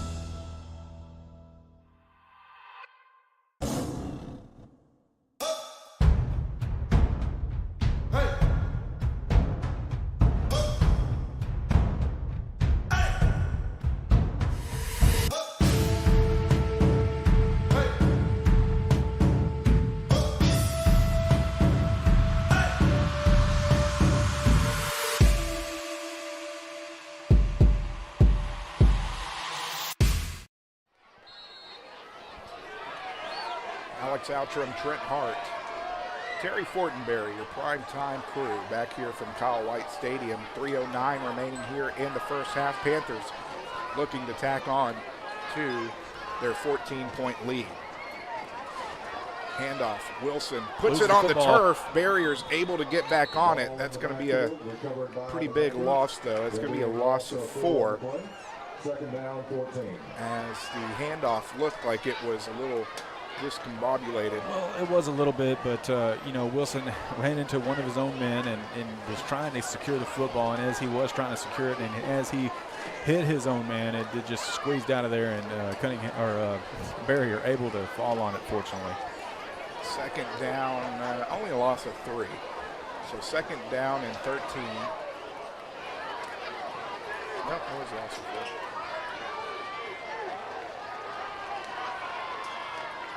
Sends Wilson in motion. Rolling right, coming back to Coates. Coates on the screen across the 45. The turf monster jumped up and got him as Coates tried to make a cut. Down at the 50-yard line. But the turf got him. Nonetheless, that's going to be a pickup of 49-yard line, 3rd and 5. 7. I believe that's Coates' first reception tonight, isn't it? Second reception? Okay. Second reception for 17 yards. 117 through the air for Barrier. 3rd down. Fakes the pitch, handoff straight up Broadway, and fighting his way forward, picking up 7 yards and the first down, Camden Wilson. Well, I mean, it faked me out. fake pitch and then handoff up the middle to Wilson, and again, we see the burst of speed through the hole quickly by the sophomore running back. First down and 10 from the 45.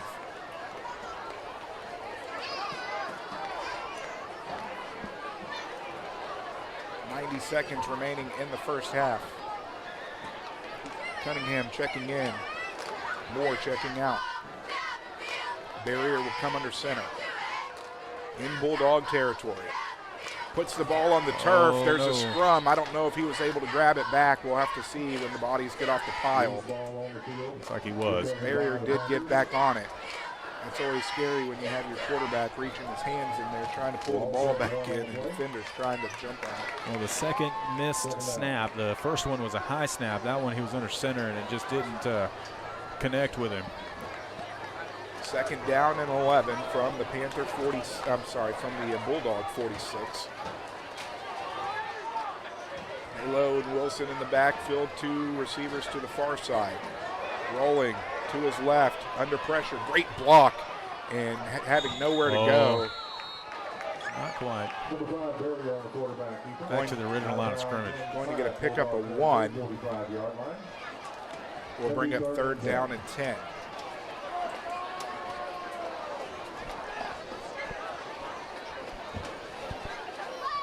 32 seconds remaining here in the first half. At the half, we'll have, there's no band on the other side, so we'll have Anahuac. Yeah, there's one over there. Is it? Yep. Oh, yeah, that's cute. We'll have both bands' performances as UIL's coming up. Scores, stats as we have them. Sets back, barrier looking downfield for Cunningham, incomplete. And on the coverage for New Waverly, Dorian Thomas. 4th down and 10 from the Bulldog 45. Well, that's not the first time we've called Thomas's name tonight. He's done an excellent job of covering in the secondary for the Bulldogs tonight. As the punt team looks to be coming onto the field for the Panthers. Normally, the 40-yard line is about the spot where the Panthers go for it. But 7 seconds on the play clock. take their final.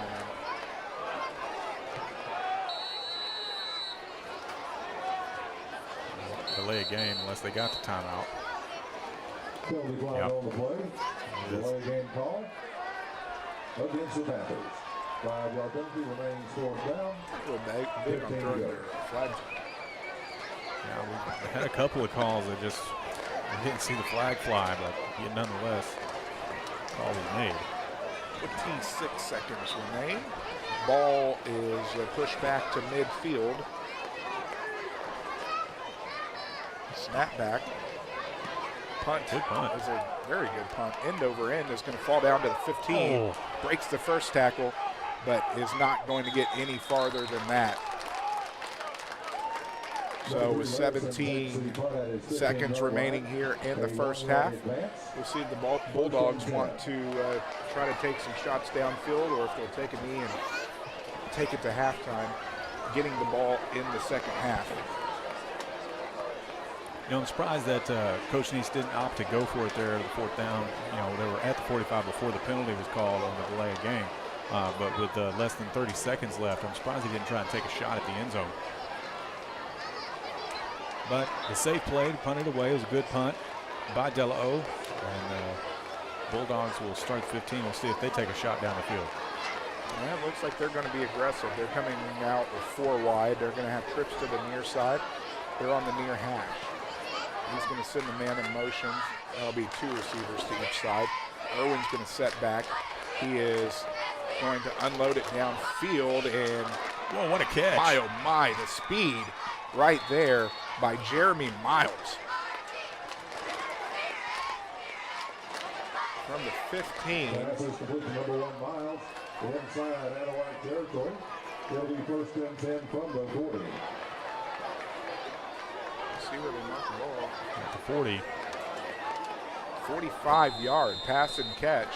Timeout Bulldogs. We have timeout being called by New Waverly. We'll keep it here. I just want to thank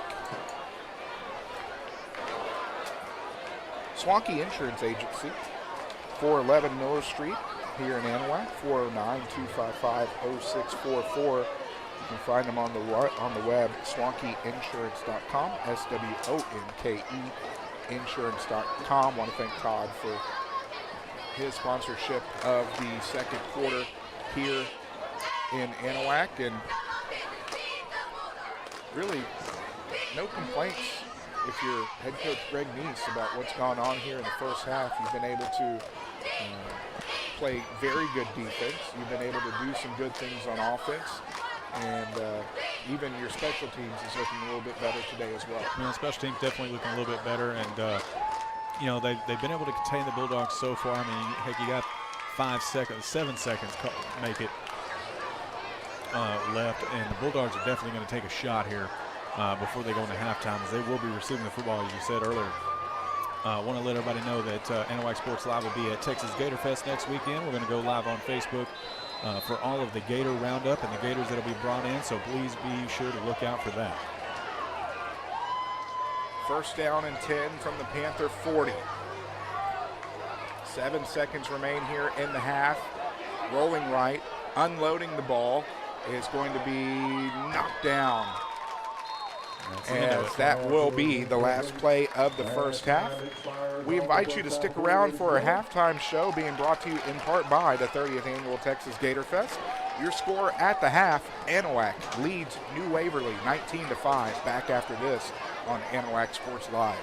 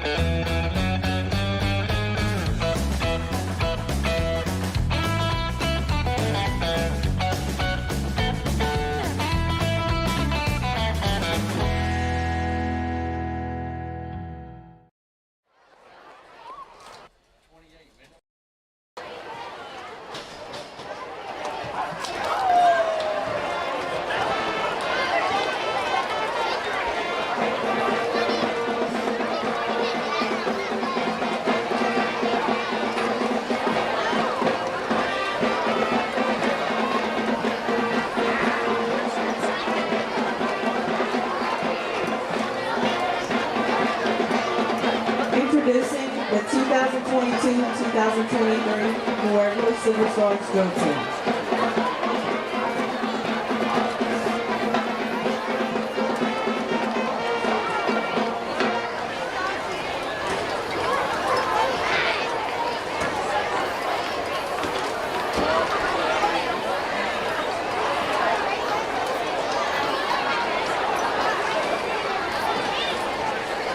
The Silver Stars are led by freshman Colonel Leslie Hampton, sophomore co-colonel Raleigh Gaylor, freshman Lieutenant Olivia Mulaney. Other line members include Victoria Zamudio, Adeline Williams, Autumn Nixon, Ariana Fair, Alexis Humphreys, Emma Sims, Kylie Grenard, Gabriela Oliveras, Mercy Shelton, Bella Wiemeyer, Austin Brewer, Shelby Cummings, Journey Bernan, Cheyenne Wiemeyer, and Lily Sims. Our manager is Michaela Jackson. The Silver Star of the Week is Bella Wiemeyer. The Stars will be performing a palm routine to When I'm Gone. Shine bright, Stars.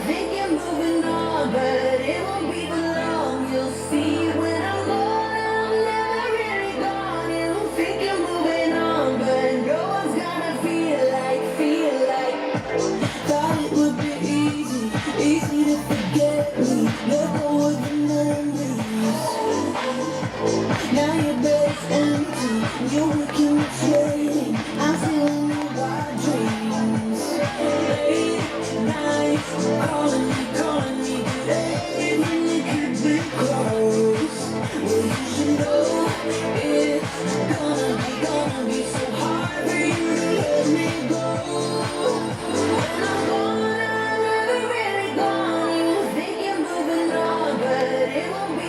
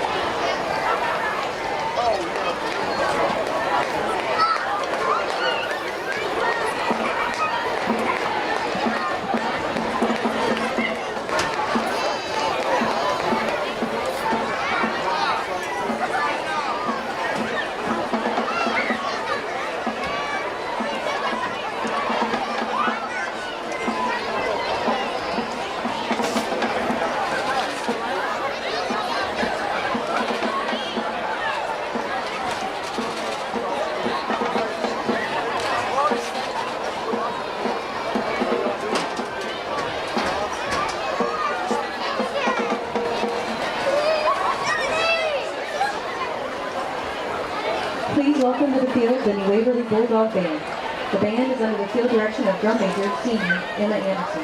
The leadership team includes assistant drum major sophomore Keyshawn Young, blueband captain junior Andrew McGallagher, brass captain junior Michael Anahuac, drumline captain sophomore Madison Wood, and uniform manager junior Jordan Nelson. Recognized for his free decor for this week are Marco Anahuac and Emma Anderson. Tonight, the band will perform Promenade and Barriada from Pictures of an Exhibition.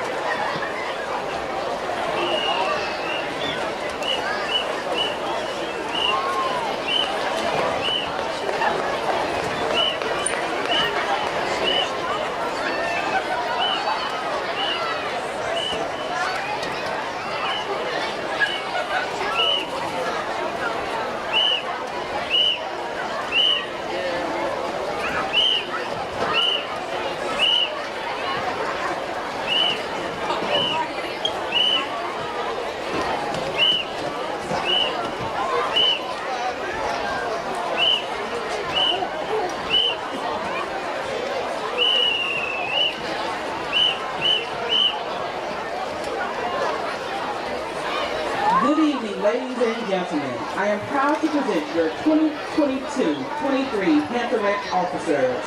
Colonel Kelly Galindo. Lieutenant Colonel Emily Ramirez. First Lieutenant Abril Alberto. Second Lieutenant Hannah Anderson.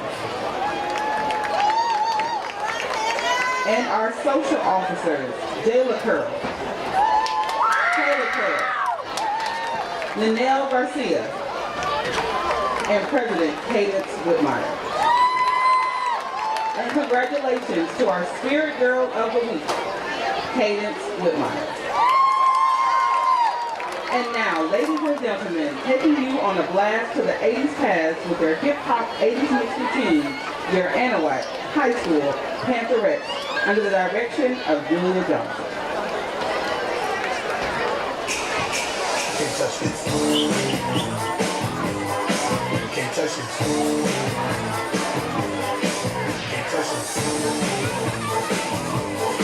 Can't touch this. Break it down.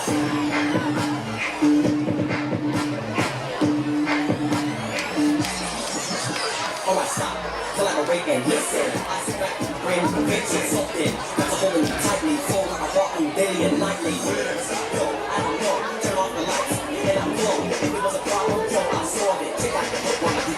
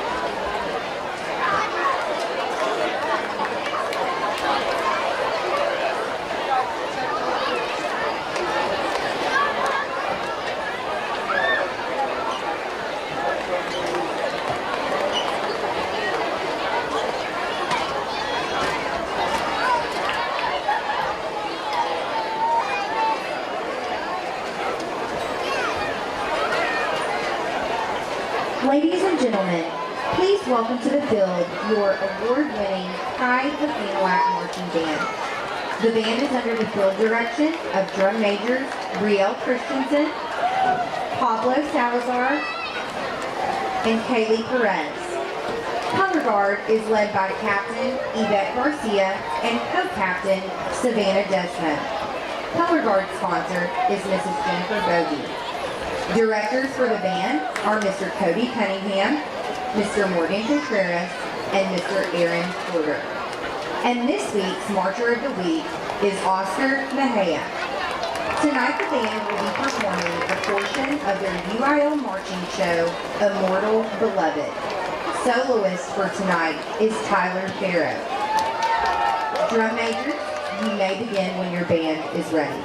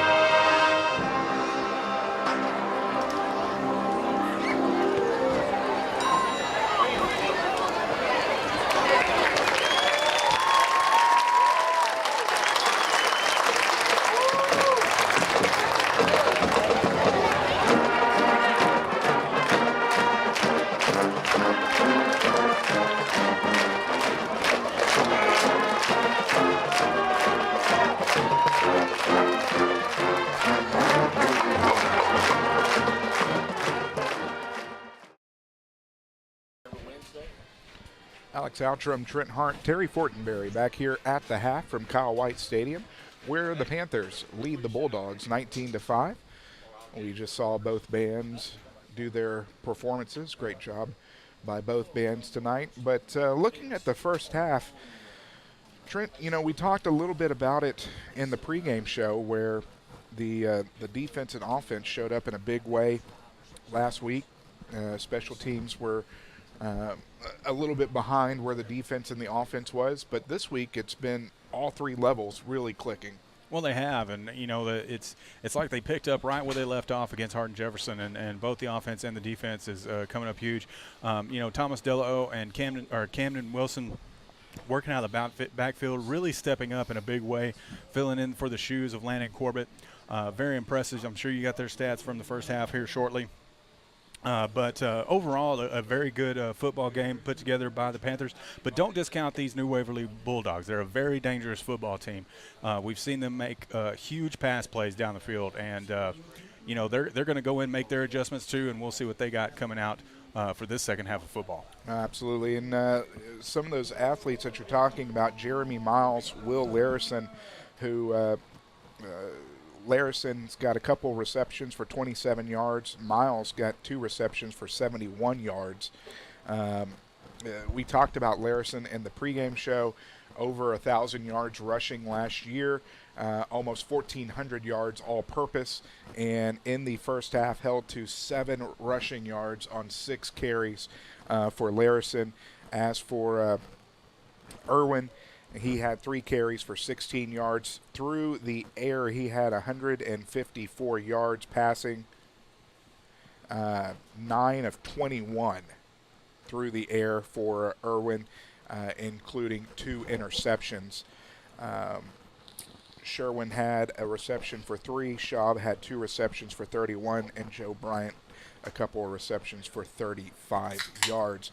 As for the Anahuac Panthers, on the ground, Thomas Delo, 4 rushes, 12 yards. Camden Wilson coming up and picking up the slack for Landon Corbett, who is missing tonight's ball game. 7 rushes, 60 yards. Wow.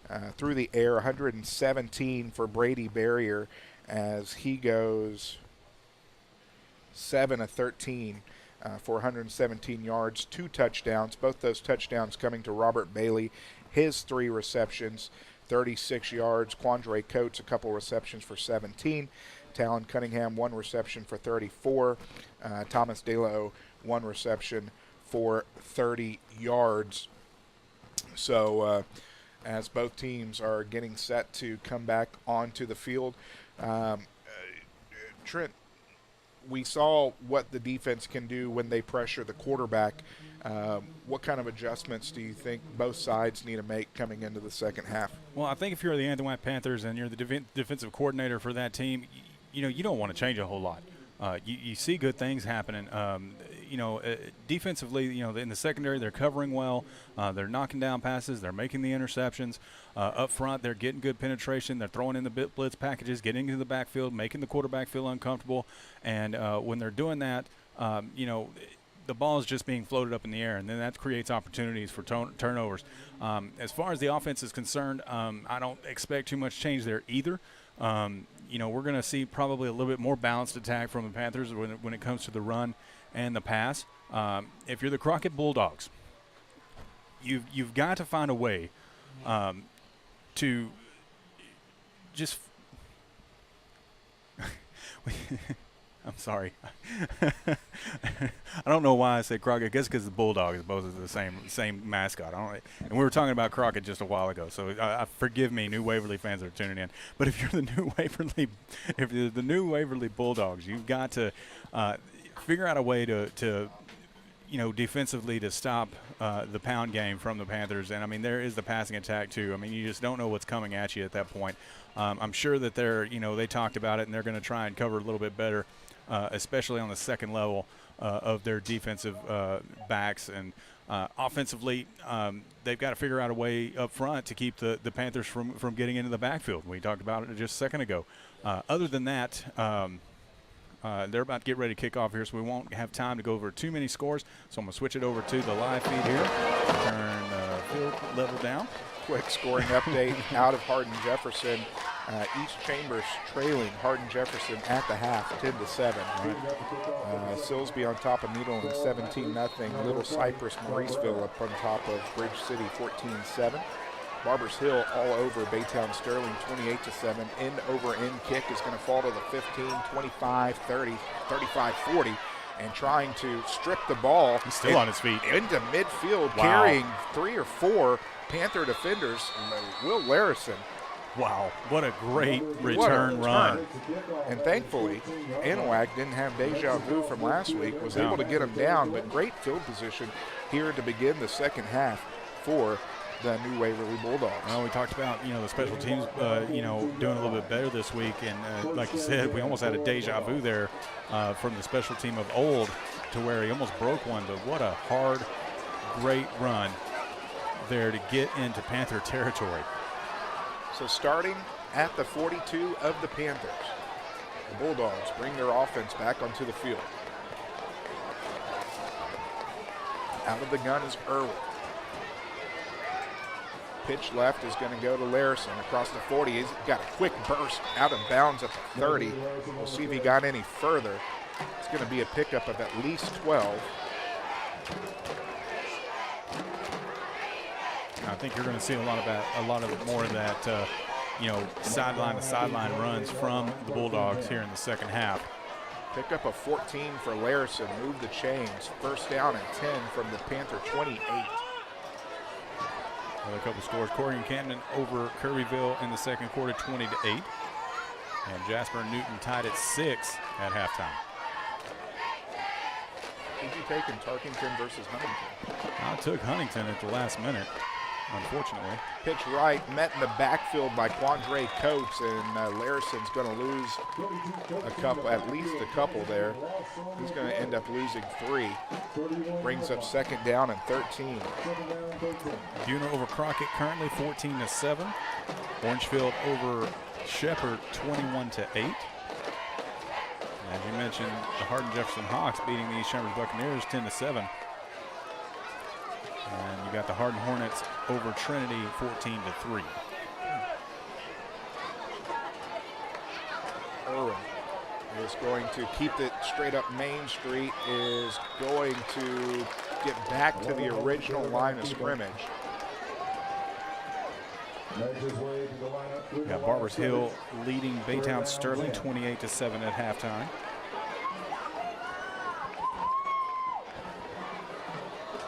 Brings up third down and 10. Panther defense trying to hold after a great kick return.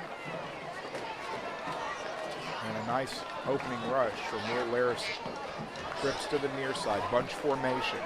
Rolling right, looking downfield all day, has a man and jumped in front and blocking the ball away. Nice job on the defense by Kai Tilt as he made a break and was able to make sure the pass was not completed. So fourth down here for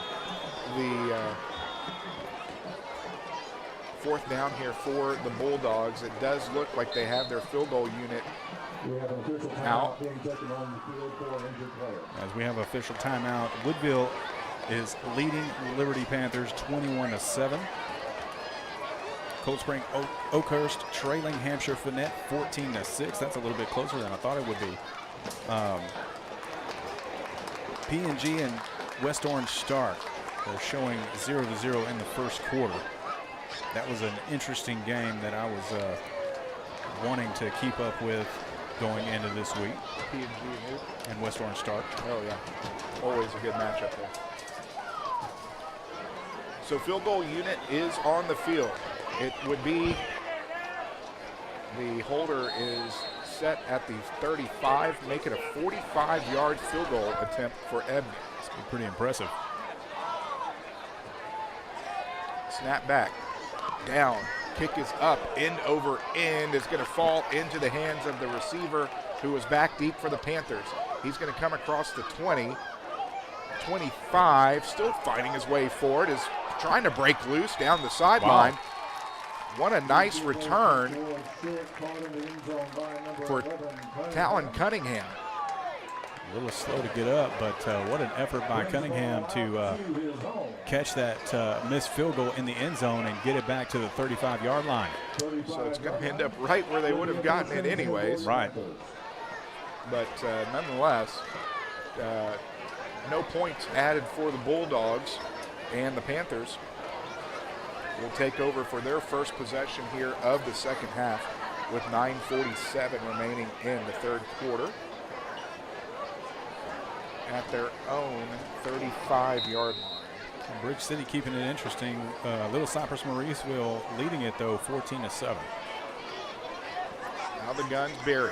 Fakes the throw right, looks left, looking for the seam, has a man wide open, and Thomas De La O. Just another step, and he might have had it, but it's just a little bit too far. Just over the outreached fingertips.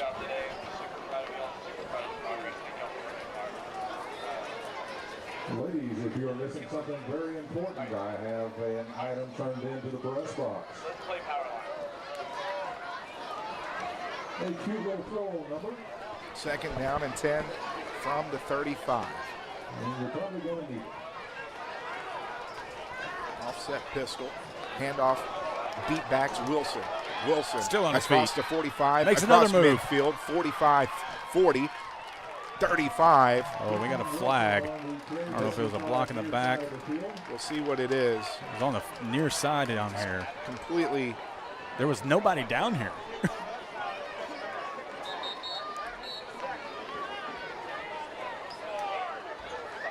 It's a 30-yard pickup at the moment. It's going against the Panthers.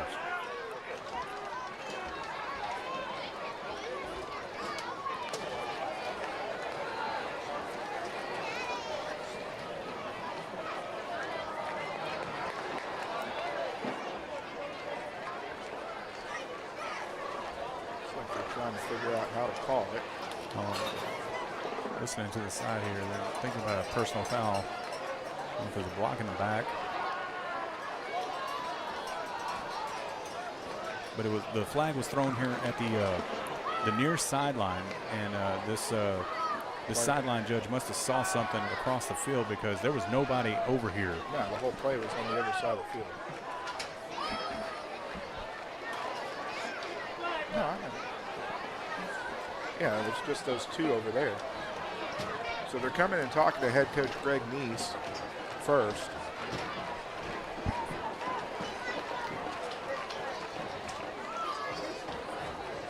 And it does appear as if it will be on New Waverly.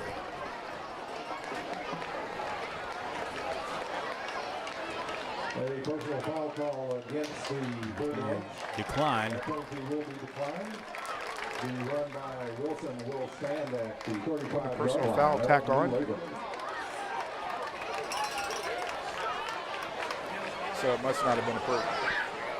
Nonetheless, 30-yard pickup for Camden Wilson. That gives him 90 on 8 carries. Move the chains into Bulldog territory. First down and 10 from the Bulldog 35.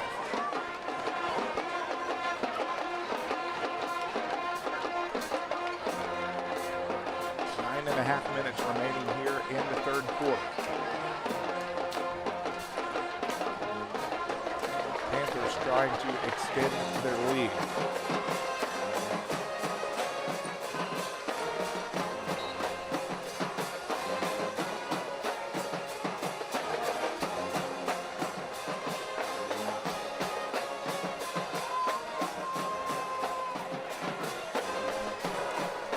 Two receivers to the near side, ball on the far hash.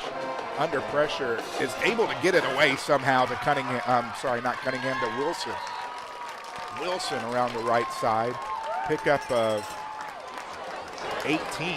Pass is complete to number 15, Wilson. Gets the first down for the Panthers. Taken out of bounds at the 17-yard line. 135 through the air for Barrier.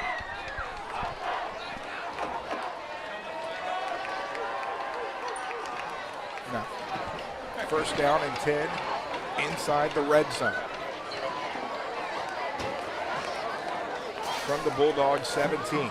Out of the gun. Handoff. straight up the gut. Finding his way forward. It looks like it's going to be a pickup of 5. Make it 2nd down and 5. Wilson being the bell cow tonight. He definitely is. I mean, I'm very impressed by the sophomore's running ability tonight. Really stepping up in a big way. From the far hash, Anahuac moving right to left. Barrier, intended quarterback draw.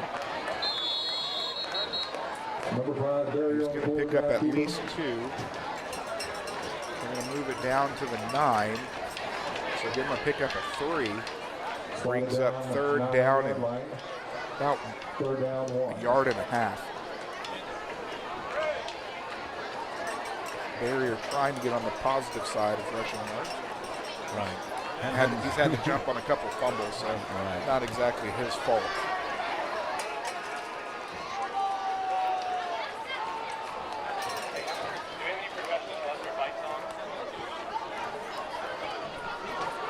Five seconds on the play clock. 3rd down and short. Gets it off. Quick toss. Bailey, touchdown, Panthers. From 10 yards out. 3rd touchdown of the ball game for Robert Bailey.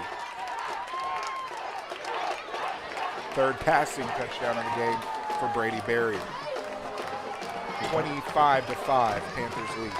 I'll tell you what, we were talking at pregame to see, Quandre getting more looks, but it's actually Bailey getting the looks tonight and having a breakout performance. Barrier wanting to keep his receivers happy. 3 for Coates last week, 3 for Bailey this week. Cabrera in to tack on the point after.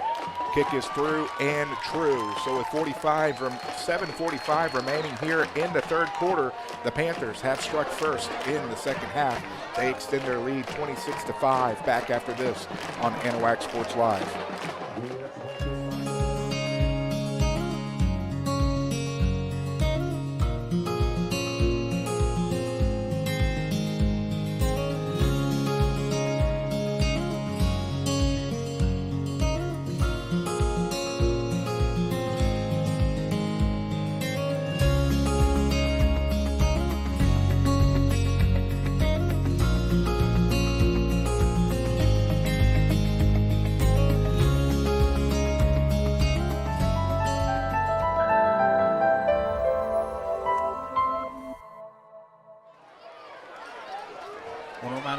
Giveaway, all you got to do is go over to our Facebook page and go get the YouTube link, and all you got to do is like that post and share it to have a chance to enter and win one of 4 rally towels. We'll do the drawing either Sunday or early Monday morning, so be on the lookout on our Facebook page for the winners of this week's giveaway.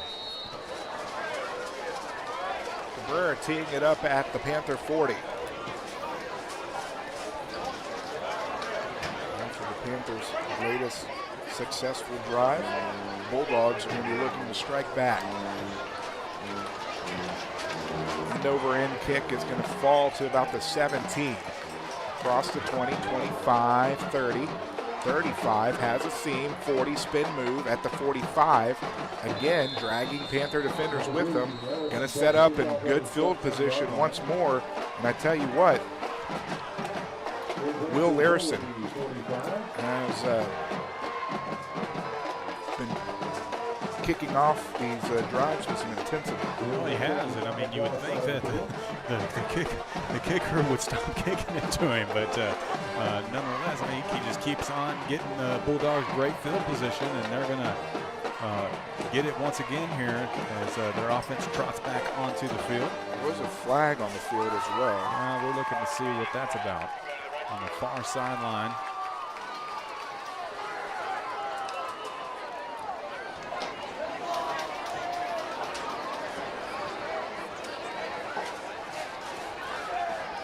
It was 7 plays, took 2:14 off the clock, 65 yards down the field, a 10-yard slant from Barrier to Brady.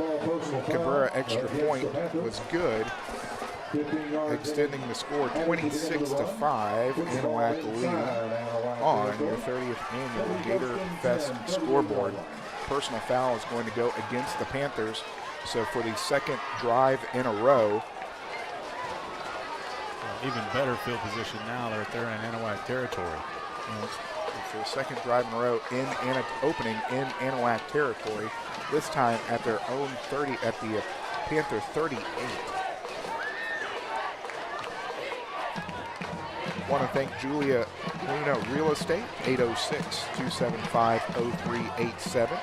You can catch her at her email, julialunarealestate@gmail.com.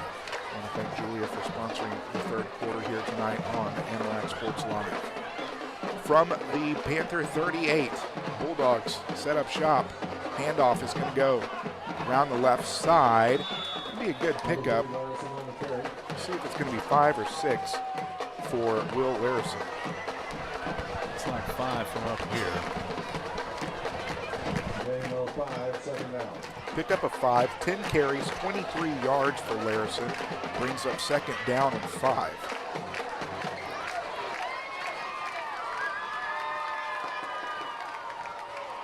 Bulldogs moving left to right. Offset to Irwin's right is Larison. 2 wide, 1 to each side. Fakes the handoff, looks right, has his man at the 30, 25. Will be taken down there. Pass is complete to number 5, Bryant.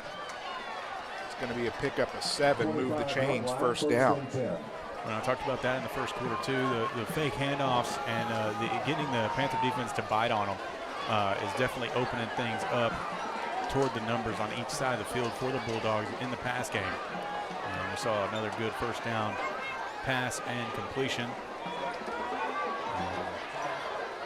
The Bulldogs looking to get into the end zone for the first time tonight. First down and 10 from the Panther 24. Pitch left to Larison. Larison looking for some room, met by a host of defenders. He's going to lose yardage. He's going to lose 2 on the play.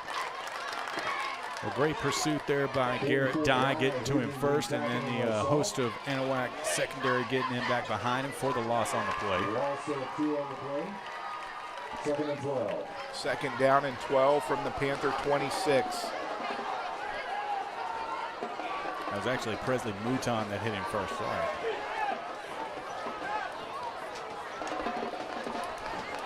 From the far hash, Irwin's out of the gun.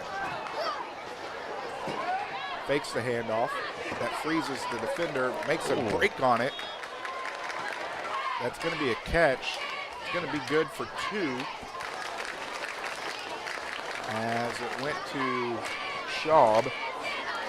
Schaub with his 3rd catch for 33 yards. Irwin with 163 on the evening. Brings up 3rd down and 11. 3rd down and 11.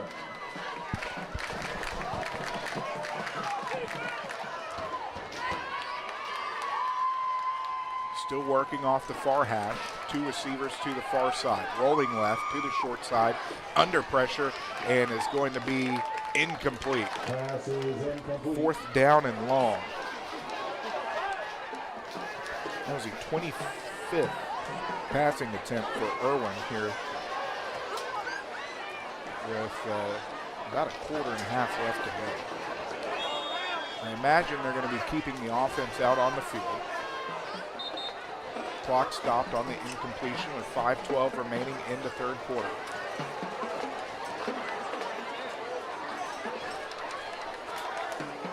Fourth down and 11 from the Panther 25.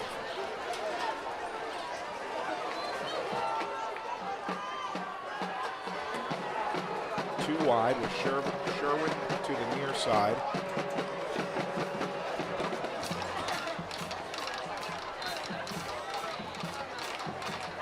We've got Bryant on the bunch. Miles to the far side. Irwin sets back, under pressure, rolling right, has a man, and is going to be open, caught, and we'll see if they give it to him. I think he's a little short. They're going to say down at the 1 yard line. A great pass and catch there. So 25 yards. Trying to see who that was. I think it was Miles. Down at the 1 yard line. We're going to try to see who that was. We've got a timeout on the field. We're going to take it with them. As we'll be back with more after this on Anahuac Sports Live. Hello, my name is Mark Poggles, and I'm the pastor at Community Christian Fellowship Church in Oak Island, Texas. I would like to personally invite you to join us for Bible study during the week and our church services on Sunday morning.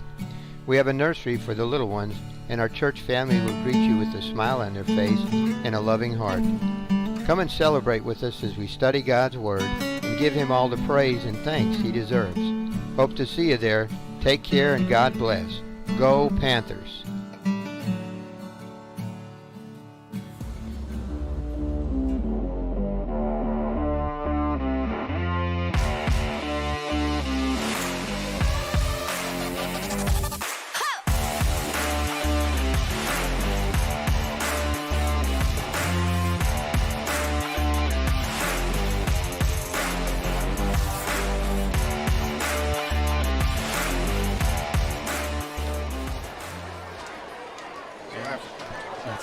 Everybody, welcome back. Just saw that the Anahuac Panthers will be in San Augustine next week. We are working with San Augustine ISD to try and get that football game live streamed, but there are some broadcast rights that we work around, so be keeping on the lookout on what's going to happen next week. Quarterback sneak right up the middle into the end zone, touchdown for Evan Irwin on his 5th carry of the ball game. Bulldogs hit pay dirt.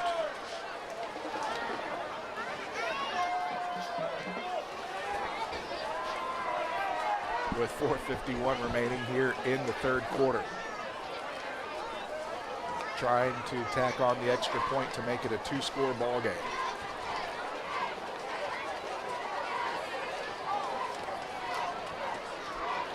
No, it is a 2-score ball game if they get the 2-point conversion.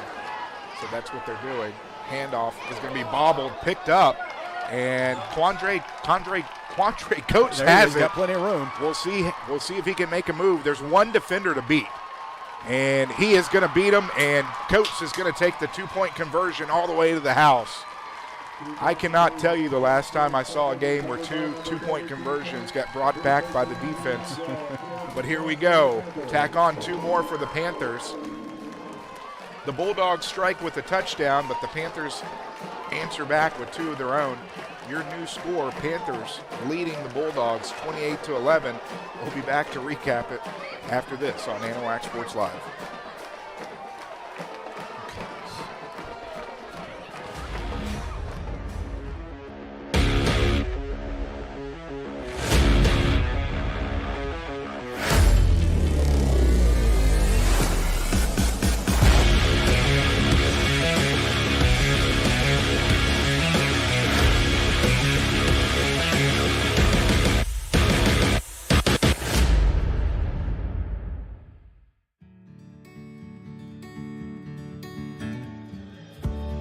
Whatever it is you wrangle,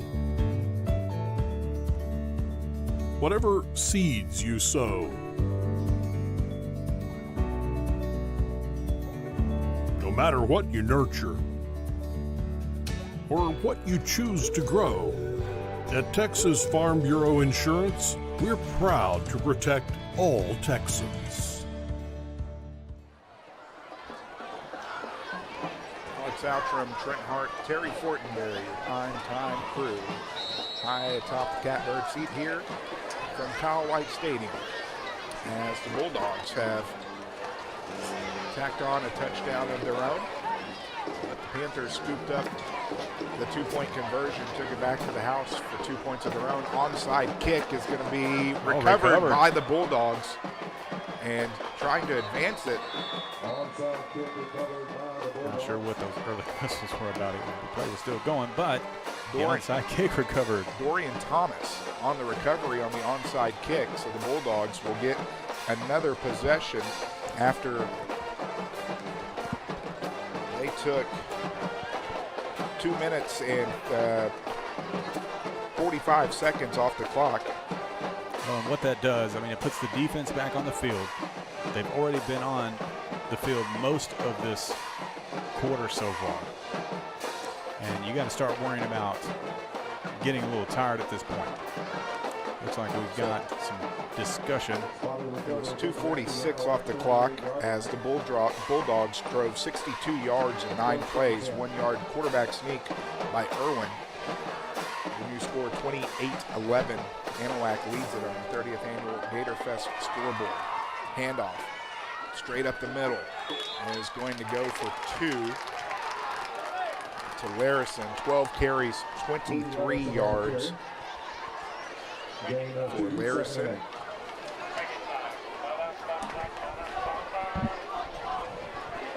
Three straight possessions now for New Waverly, starting in Anahuac territory. We'll tick under 4:25 remaining here in the third quarter.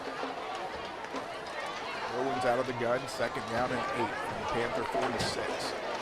Sets back, under pressure, lofts it up, and is going to be knocked away.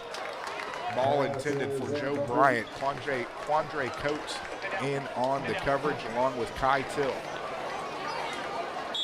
Official timeout being called, injured player. We've got an official timeout here with 4:10 remaining in the third quarter. Some scores. I've got to restart the app here. It doesn't like to update as well as you can see. Our ticker at the bottom of the screen doesn't like to update either. However,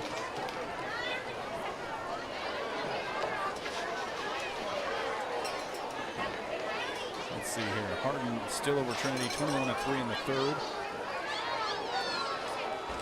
East Chambers has come back on the Hardin Jefferson Hogs, 13-10. Buna leading Crockett 14-7. Orangeville over Shepherd 21-8. Still showing in the second quarter, not quite got to halftime there yet. Tarkington all over Huntington 35-6. And the Newton Eagles edging out Jasper so far at halftime 14-6. The Kirbyville Wildcats are trailing Corrigan Camden 20-8.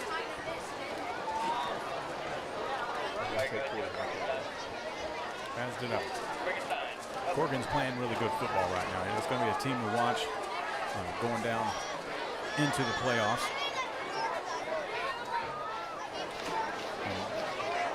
That Woodville team. Got to keep a watch on that Woodville team. That's definitely a dangerous football team. So third down and 8 from the Panther 46. Irwin out of the gun, 4 wide, under pressure, floats it up, trying to set up a screen. A one-handed catch is going to get the first down and more. No, they're going to mark him short. Yeah, they marked him short and said he stepped out of bounds right before the first down marker. What a absolute catch by Will Larison. It's only going to go for 6, but it will bring up 4th down and 1. The concentration to pull that in.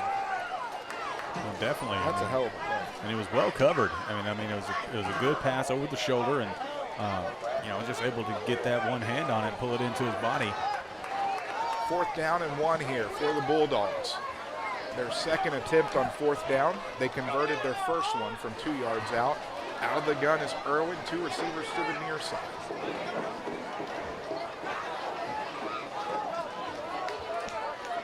Ten seconds on the play clock. Going to keep it himself. He's going to get the first down and more.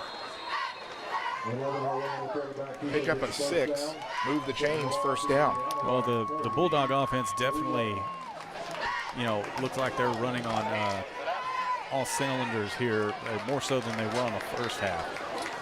Running the football more and doing it effectively.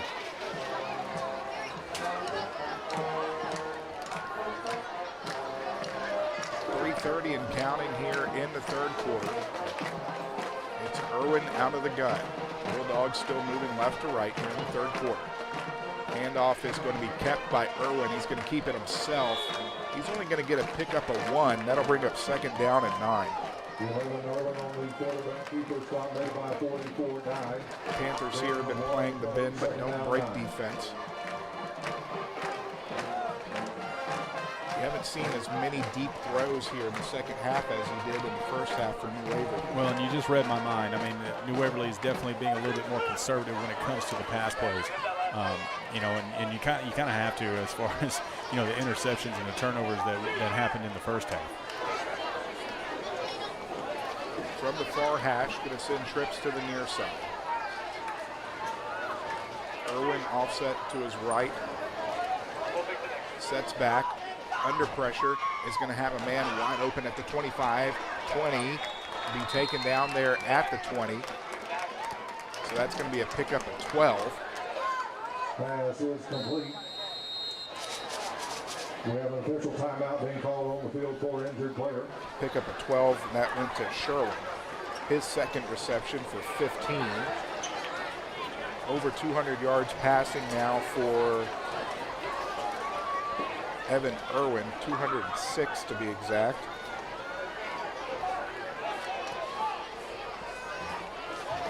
Definitely seen a lot of hard hits here tonight. 15 of 28 for 206 through the air for Irwin. First down and 10 from the Panther 20.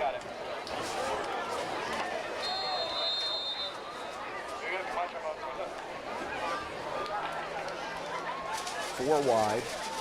Ball's on the near hash. Rolling to his left. Has time. Looking to the end zone. Is going to be incomplete as he didn't really give Miles a chance on that one. Good coverage by the Panthers. Javion West back there taking on the challenge of Jeremy Miles.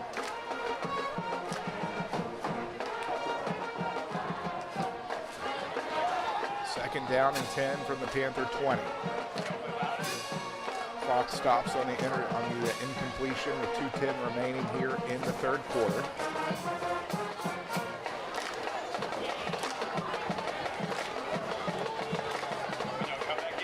Waverly trying to get out of this possession with at least a field goal to bring them within 14.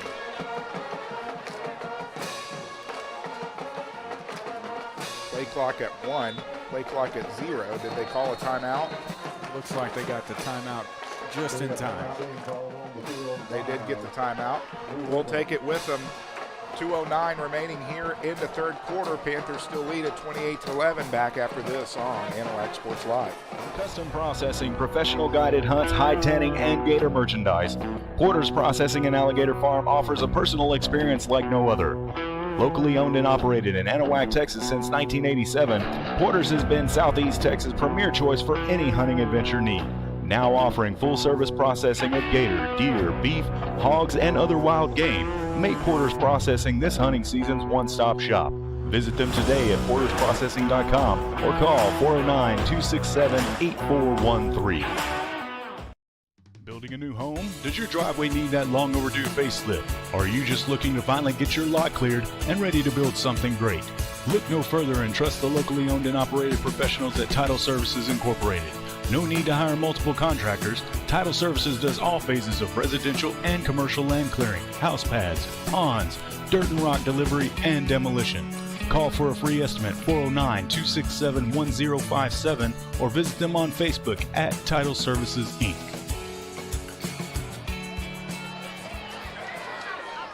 Second down and 10 here. Irwin out of the gun, rolling left, throwing left. Has Miles at the 10. Stood up there. We'll see where they mark it. He's either going to get the first down or be a yard shy. Standing right at the first mark. Right, moved a little bit. Yep, so it's going to be a pickup of 9. That brings up third down and 1. That puts Miles over the 100-yard receiving mark with 105.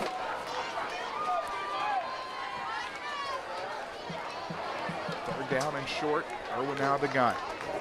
Going to hand it off. And it's going to be met. I don't know if he got there. Yeah, the side judge just moved past it. They're going to give it to him. First and goal.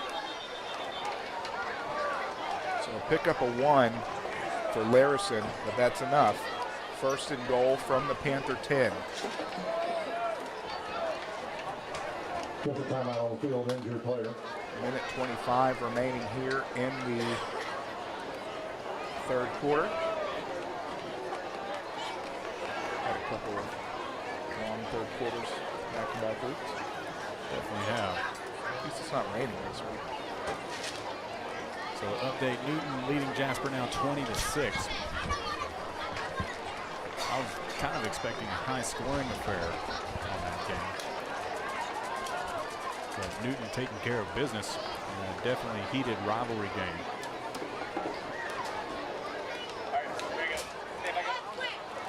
Going to be first and goal to go from the 10. First and goal.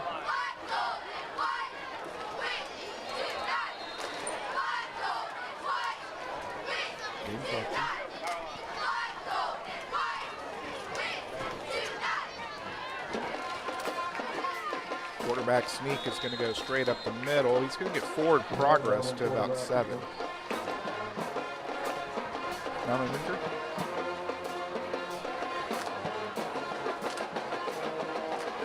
Pick up a 3, brings up second down and goal from the Panther 7. Well, the Bulldogs definitely need to find the end zone here to make it the ball game within reach now.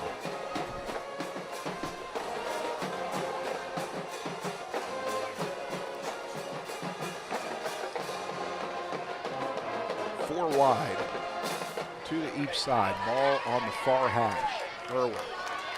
Fade to the right side of the end zone to Bryant. Jump ball is going to be knocked away. KJ Moore in on the coverage for the Panthers. And good job by KJ Moore there to get a hand on it on the jump ball.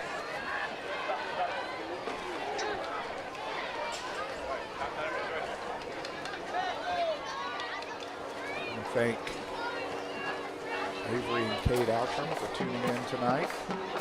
Appreciate y'all listening from the cook-off. Also, Bobby Rogenbuck tuning in tonight.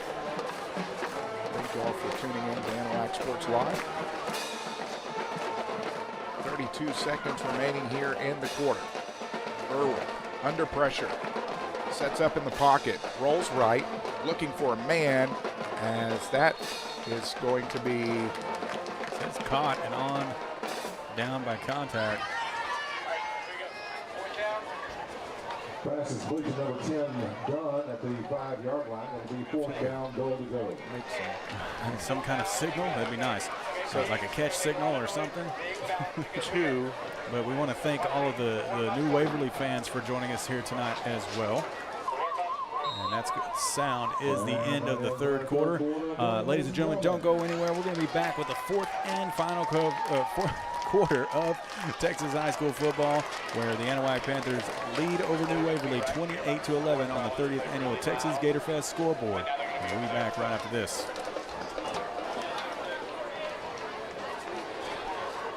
Want to escape to a relaxing destination on the Texas Gulf Coast? Trinity Bay RV and Lodging has just what you need. Nestled next to historic Fort Anahuac Park and less than an hour east of Houston, Trinity Bay RV and Lodging has everything for your next vacation, weekend getaway, or extended stay, offering daily, weekly, and monthly rates on 54 full hookup RV sites and 11 fully furnished cabins. Visit online today at TrinityBayRVLodging.com or give them a call, 409-267-6774. Welcome back, ladies and gentlemen. As I mentioned earlier, next week's ball game in San Augustine, where the Anahuac Panthers will be going over there for week number 4. We are working with San Augustine ISD to get that broadcast going here on Anahuac Sports Live. But there are some broadcast rights things that we have to iron out prior. Be sure to look out on all of our socials to get the information for that game next Friday, as Panthers look to get into district play. 4th and goal for New Waverly. They are going for it, rolling right. Has a man open. Joe Bryant, touchdown. From 5 yards out.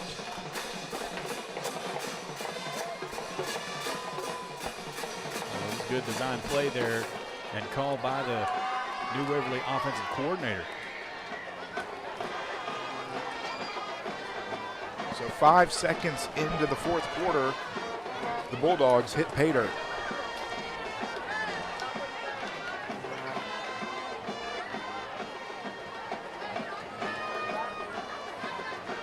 for 2.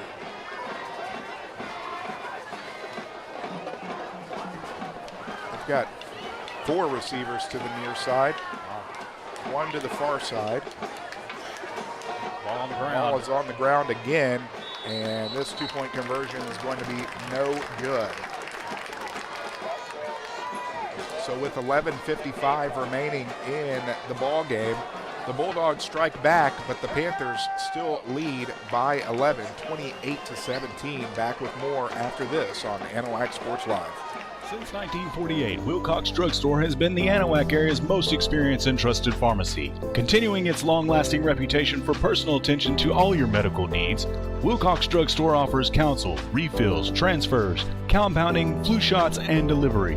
Visit pharmacist Dave Wilcox and his experienced staff today at 1208 Miller Street in Anahuac or call 409-267-6141. Wilcox Drug Store, delivering solutions, delivering confidence.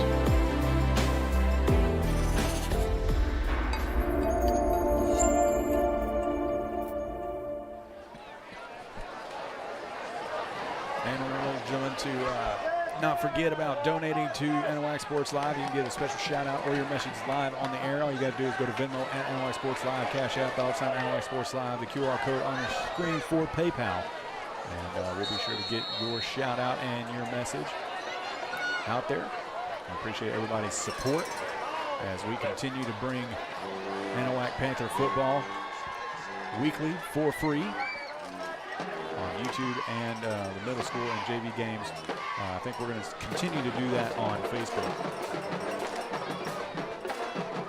He's got it teed up. They're going to try another onside kick. Got a good bounce again. This time the Panthers are able to recover. In on the recovery, Braden Lamferman coming up clutch, corralling the ball, as the Panthers will set up shop at their own 49-yard line to begin this possession. Well, the kicking return team for the Panthers kind of expected that one, but like you said, got a great bounce. That kicker does a great job of that onside kick and getting that football to bounce all over the place. Boy, the Panthers only had the football for 2 minutes and 14 seconds in that third quarter. Wow. Out of the gun, barrier, quick throw, Bailey, hook and ladder, again. 40, 35, 30, breaks the tackle, 15, 10, 5, into the end zone, touchdown, Panthers. I tell you what, we saw the hook and ladder last week. This time on the near sideline and to Camden Wilson and executed again to perfection. So here we go. So it was 6 to Bailey, 6 yards to Robert Bailey, and then 45 to Wilson. Those really mess you up on the stats, don't they? Hey, if they keep working, I'll be messed up. 51 yards, 196 through the air for barrier. Cabrera PAT is good.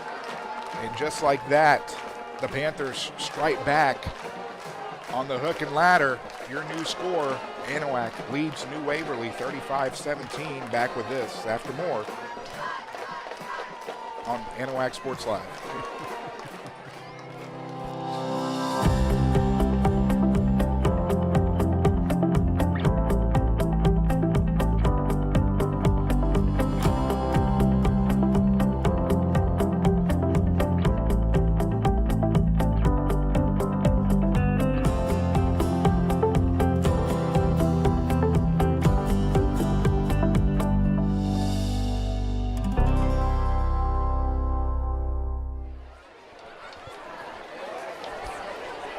Welcome back to Anahuac Sports Live, where we're in the fourth quarter, brought to you by Amber Villarreal, agent with State Farm Insurance. You can go see her at 105 East Oak Street in Winnie, 409-267-4751. And you can go visit her online at savewithember.com. End over end kick is going to come down to the 15. We're going to try Miles this time across the 30, makes a move 35-40. Ball's loose. Ball's loose and recovered by the Panthers. In on the recovery for the Panthers, Fernando Cabrera, the kicker, jumping on the football. Always nice to see the kicker come up with a huge play. He's used to using his feet. He used his hands this time. And the Panthers will set up shop in great field position. Let's see if I can go back to that one. See if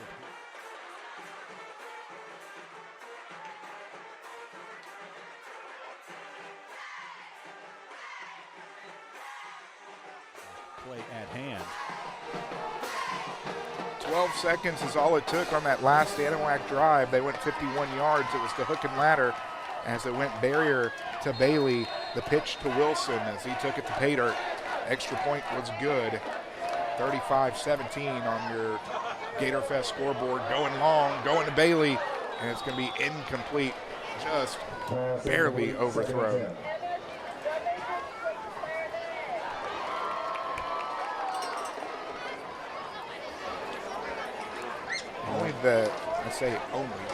The 18th pass attempt from Brady Barrier tonight.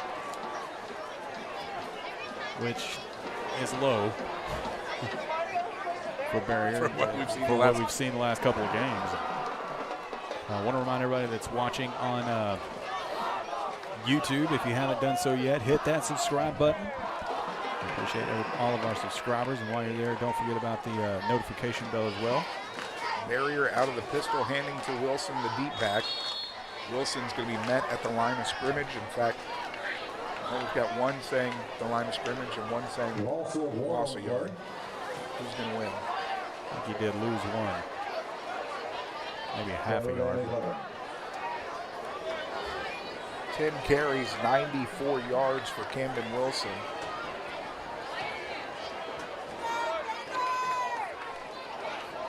Over 150 all-purpose yards this evening for Camden Wilson. Having him a game tonight. Definitely is. Lone setback is Wilson, 2 to the far side. Handoff is going to be delayed to him. He's going to get back to where he was. Now it's going to be 3rd down and 11. No gain on the play, 4th and 11. Fourth and 11. And that will bring the punting unit onto the field for the Panthers. I don't believe Anahuac punted last week. This will only be the second punt of the ball game. Yeah, it is definitely the second one for tonight. I think there was one last week. Oh, that's right. He kicked it almost through the end zone. Right. Very good punt.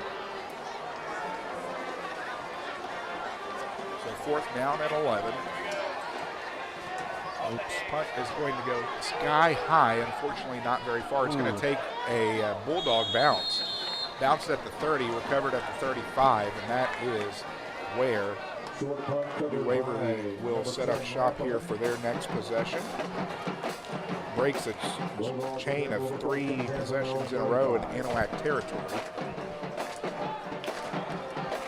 In fact, that last possession for Anahuac was the first time they took over in Bulldog territory. So 9:52 remaining here in the ball game. 18-point lead for the Panthers.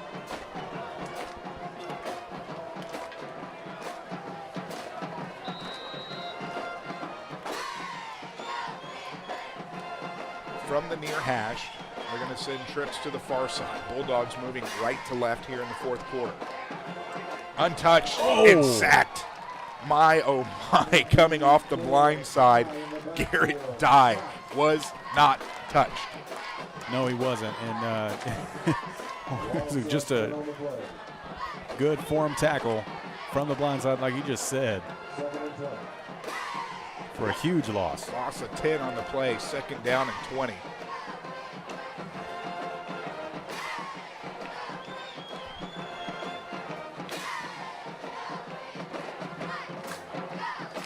That play is definitely going on the TikTok channel next week.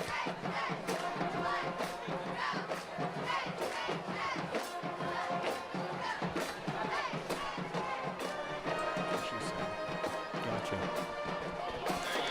Open field tackle, Javion West having a great game in the secondary. As that pass and catch went for 5 to Sherwin. Well, make it 4 from Irwin to Sherwin. 3rd and 16. Fourth catch of the ball game for Sherwin, 21 yards through the air. 3rd down, and he might have to get to I-10 to pick this one up. Rolling right, Irwin looking downfield. He's going to unload. He has a man wide open, caught at the 30, dragged down from behind down to the 21. There is a penalty flag in the backfield. I think it's going to go against the Panthers. It is. It's going to go against the Panthers for roughing the passer. And honestly, he was hit as he was letting go of the football. But great pass, great catch. 49 yards. Yeah, 49-yard pass. I mean, that was just a great thing to do there under pressure. Don't necessarily agree with that call. The refs have been pretty good about letting the boys play football. And Bryant's 5th reception of the ball game for 96 yards and 275 yards through the air for Evan Irwin.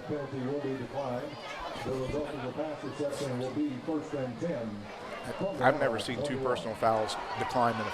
There's a lot I haven't seen tonight, apparently.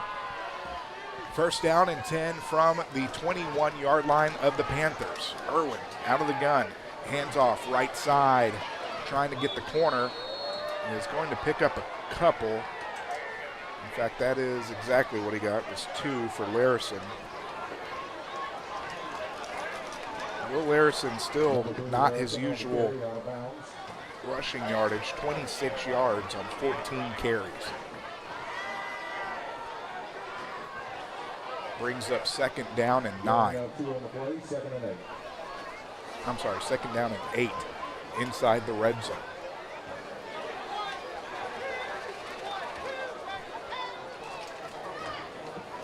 .803 remaining in the ball game.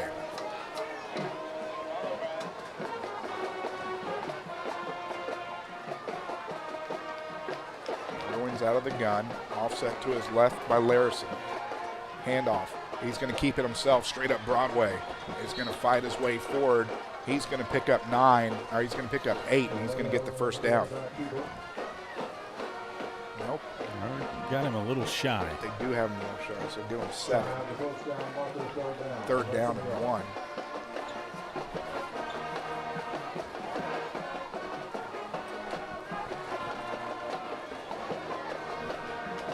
Bulldogs have 2 timeouts remaining in the ball game. Keeping it himself again is Irwin. Irwin is going to get to the 10, which will be enough for a first down. Going to pick up a 2. 29 yards. First down and goal to go from the Panther 10-yard line for the Bulldogs. Quickly getting the play from the sideline. I've been very impressed by the Bulldog offense this second half. They definitely made the adjustments that they needed to do, running the football more effectively, certainly, as the defense is starting to show a little fatigue, not getting in the backfield near as often. Irwin looking under pressure, steps up in the pocket, unloads, intercepted. He nailed it. Where is the flag on that one? Intercepted by Henneke. It's Brooks Henneke with his 2nd interception of the ball game, his 4th interception in the last 2 games.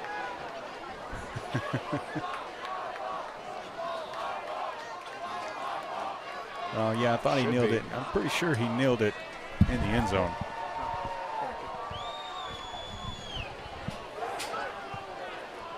They've got him. Yeah, they're marking it at the 20. Okay. So on the interception, Brooks Henneke tackled in the end zone. Brought out to the 20 as that's where the Panthers will start their next possession with 6.5 remaining here in the ball game. And that may have been the final nail in the coffin. Handoff straight up Broadway. Camden Wilson across the 30. He had one man to beat, and he got tripped up. 15 yards on the carry. 109 yards as that takes him over the century mark.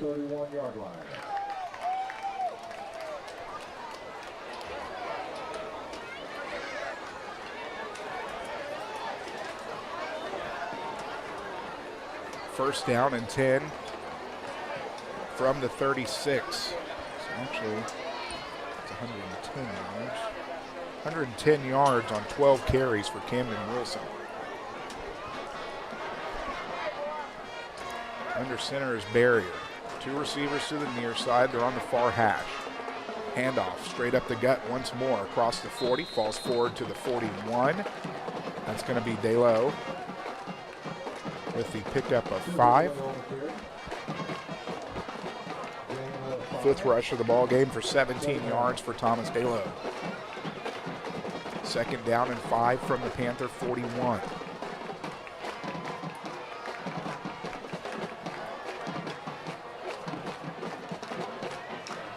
Panthers are more than happy to grind this one out on the ground, using up as much of the play clock as they can. Barrier gets back to the huddle with 11 seconds on the play clock, down to 5. Under center. Fakes the handoff, finally pitches it, and yeah, he's lucky not to lose that football there. Push him back to the original line of scrimmage. That's going to be a loss of 5.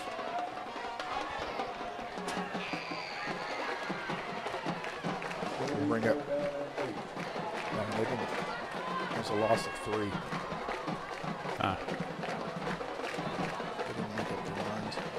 3rd down and 7. Been a lot of that going on.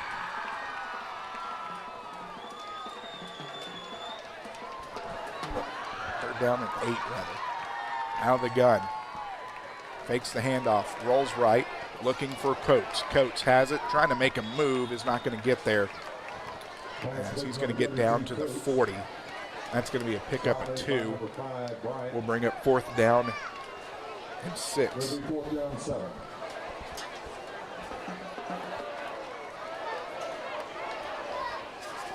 Coates' 3rd reception for 19 yards.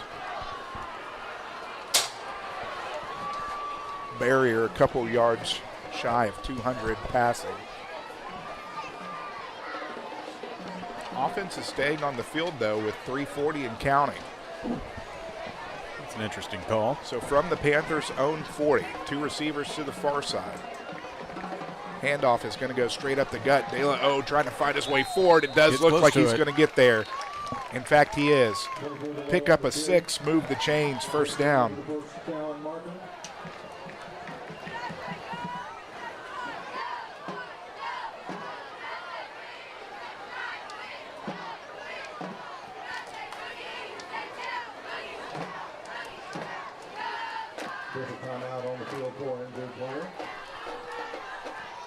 Timeout on the field.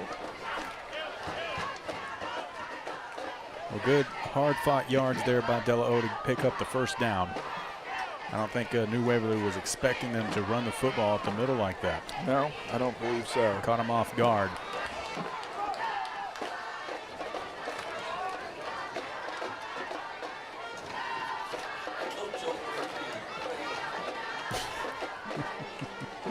He wants a measurement.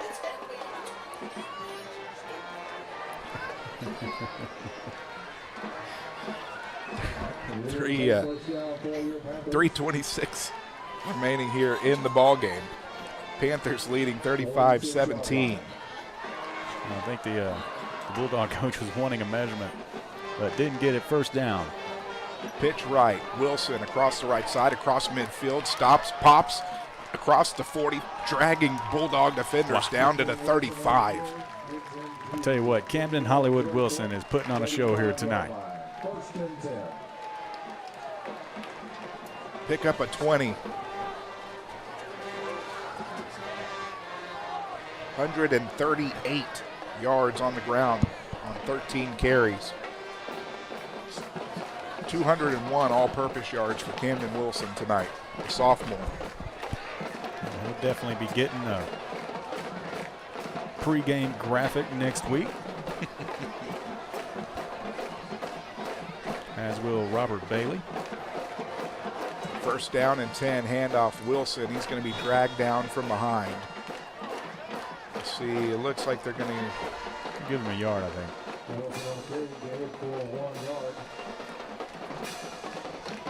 And not to mention the pocket Hercules Brooks Henneke with a defensive display for the second week in a row. Absolutely.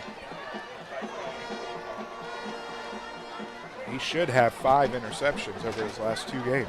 Yeah, the first interception early in the ball game last week got called off because of a penalty. I'm very critical of the penalties, as y'all can tell.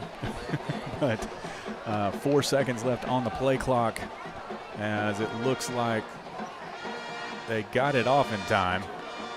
Barely. Delo fighting forward, looking for the first down, lunges forward. I think they got it. He's going to get there, pick up a 9, move the chains, first down. The Bulldogs do have a couple of timeouts, but a couple knees will end this ball game this evening. Panthers are going to move to 2-1 on the season. The Bulldogs are going to move to 2-1 on the season. As for the Panthers, like Trent had talked about earlier, a trip to San Augustine is in the books for next Friday night.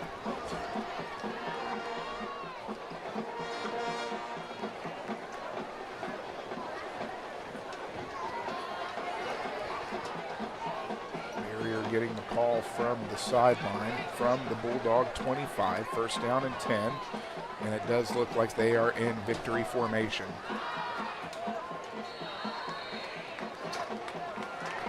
One more knee, and we can put this one in the books.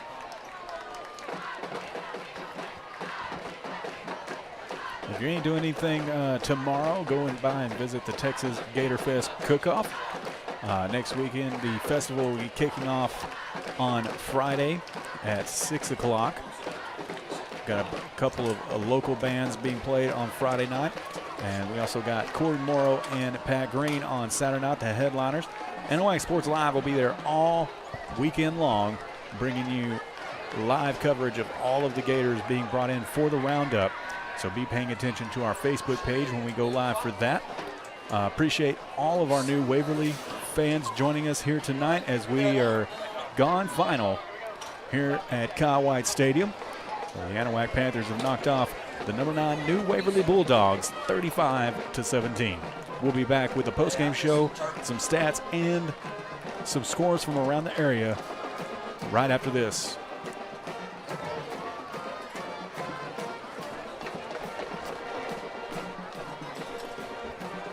Anahuac Sports Live is brought to you by Anahuac Florist, Anahuac National Bank, member FDIC, equal housing lender, Capital Farm Credit, Community Christian Fellowship Church, Chambers County Abstract Company, Coastal Field Services LLC, Four Corner Tires, the 30th Annual Texas Gator Fest, Jerry's Seafood, Julia Luna Real Estate, K-Max Services, Porter's Wild Game Processing and Alligator Farm, Rebecca Lynn Photography, Amber Villarreal, Insurance Agent with State Farm, Third Coast Martial Arts, Swanky Insurance Agency, Title Services Incorporated, Trinity Bay RV Park and Lodging, Turan Lawn Care, Hillary Auto, Insurance Agent with Texas Farm Bureau, Turn 2 Specialty Companies, and Wilcox Drug Store in Anahuac.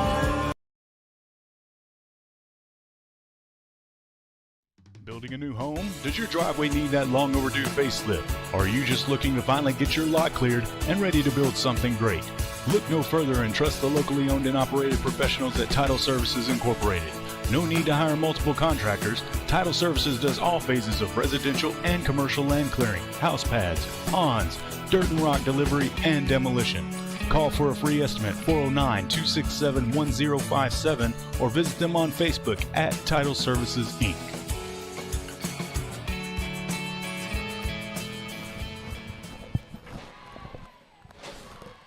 Alex Outram, Trent Hart, Terry Fortenberry back here from Kyle White Stadium, where we've gone final.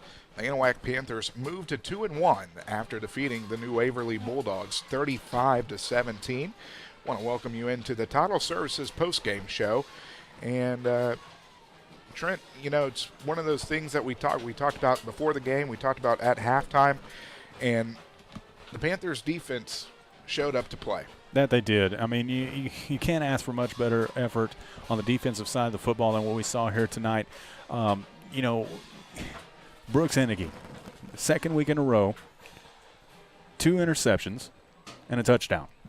I mean, that kid is all heart, and so great props to him for taking advantage of his time on the field.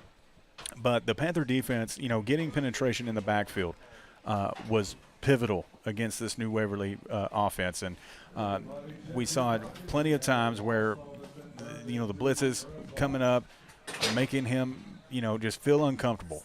And when they did that and he just threw up the football, the turnovers happened, and they happened when they needed to, especially in the first half. Not so much maybe in the second half, as New Waverly made the adjustment, was running the football a little bit more. But the Anahuac Panther defense able to hold them off in the second half and contain the run to an extent. Definitely something that they're going to have to work on, I believe, before next week.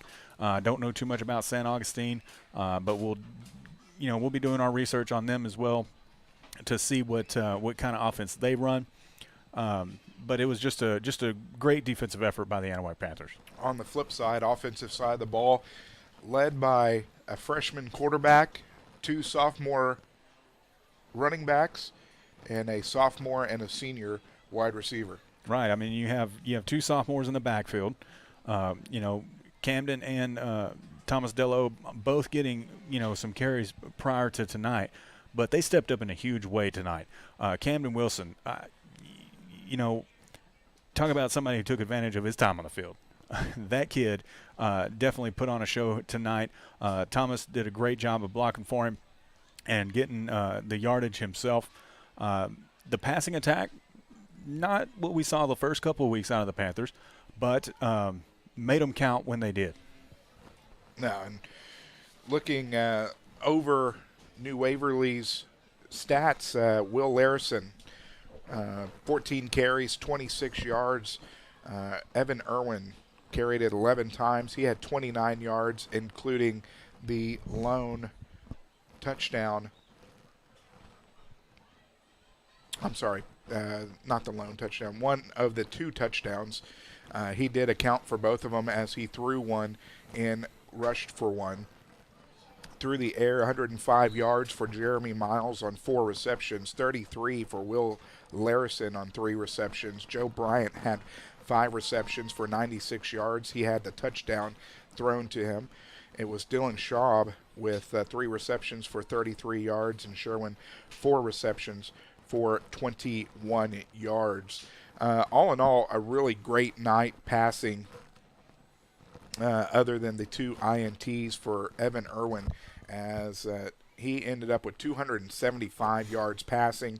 He did have the touchdown as well, and you know, this is a team that will definitely have some offensive firepower in 3A Division II. Oh, and they will, and I fully expect New Waverly to be in the playoff picture come toward the end of the year once they get through their district. They weren't, you know, catapulted into the top 10 for nothing. They're a very good football team. They've got good size. They've got the senior leadership. And, you know, I fully expect them, by the time they get to the end of the regular season, to be a very competitive football team. Looking at the Panther side of the football, rushing 8 times for 29 yards. Thomas Dello, Camden Wilson, 14 rushes, 139 yards on the ground. As for passing, Brady Barrier, 11 of 19, 198 yards, 3 more touchdowns added to his stat sheet this week. Those 3 touchdowns all being delivered to the senior Robert Bailey with 5 receptions, 52 yards. Quandre Coates had 3 receptions for 19. Talon Cunningham had 1 reception for 34. Thomas DeLo with a reception for 30. Camden Wilson with 2 for 63. Over 200 all-purpose yards for Camden Wilson on the evening. And what a showing. Head coach Greg Neese has to be very excited about how this team has improved from week 1. A very great showing last week and continued on to this week. Well, you have to. I mean, especially when you've got the underclassmen carrying the load for you when you're a little bit banged up. And, you know, if you had to pick a player of the game, it has to be Camden Hollywood Wilson. I mean, he's just, you know, over 200 all-purpose yards. And, you know, he just filled those shoes greatly for Corbett.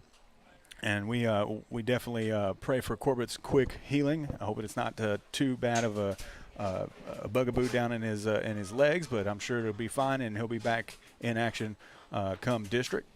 Well, I think you can probably have co-players tonight with Brooks Henneke.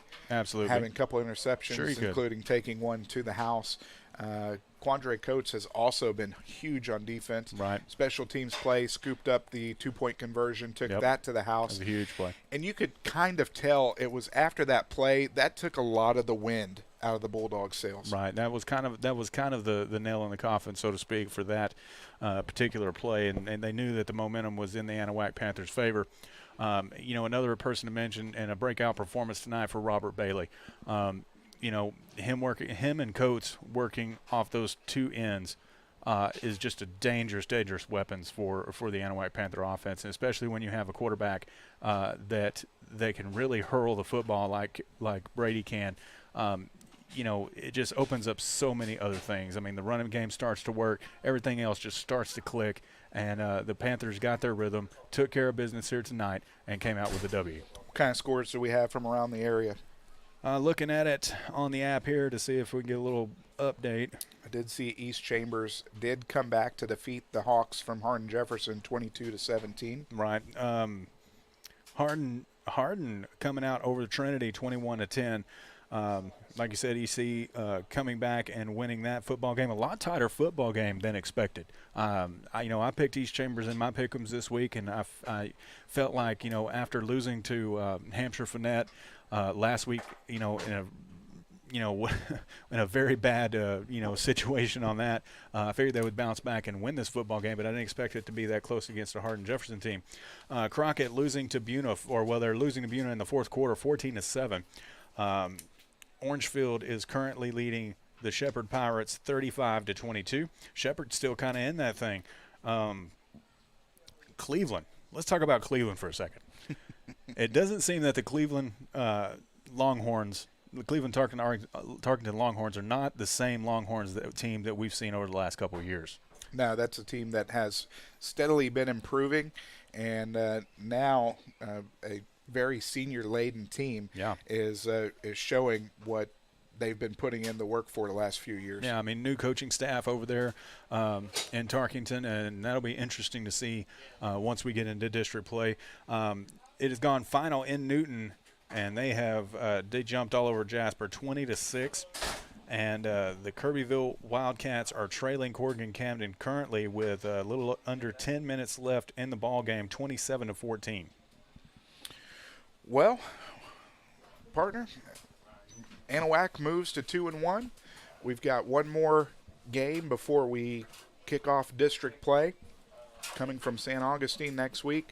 As Trent's been saying, make sure you stay tuned to our social media platforms for news about next week's broadcast. But Anahuac does it again.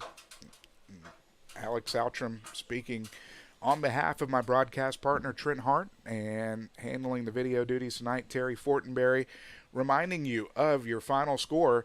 The Anahuac Panthers have defeated the New Waverly Bulldogs 35-17. Have a great week, and we'll see you next Friday.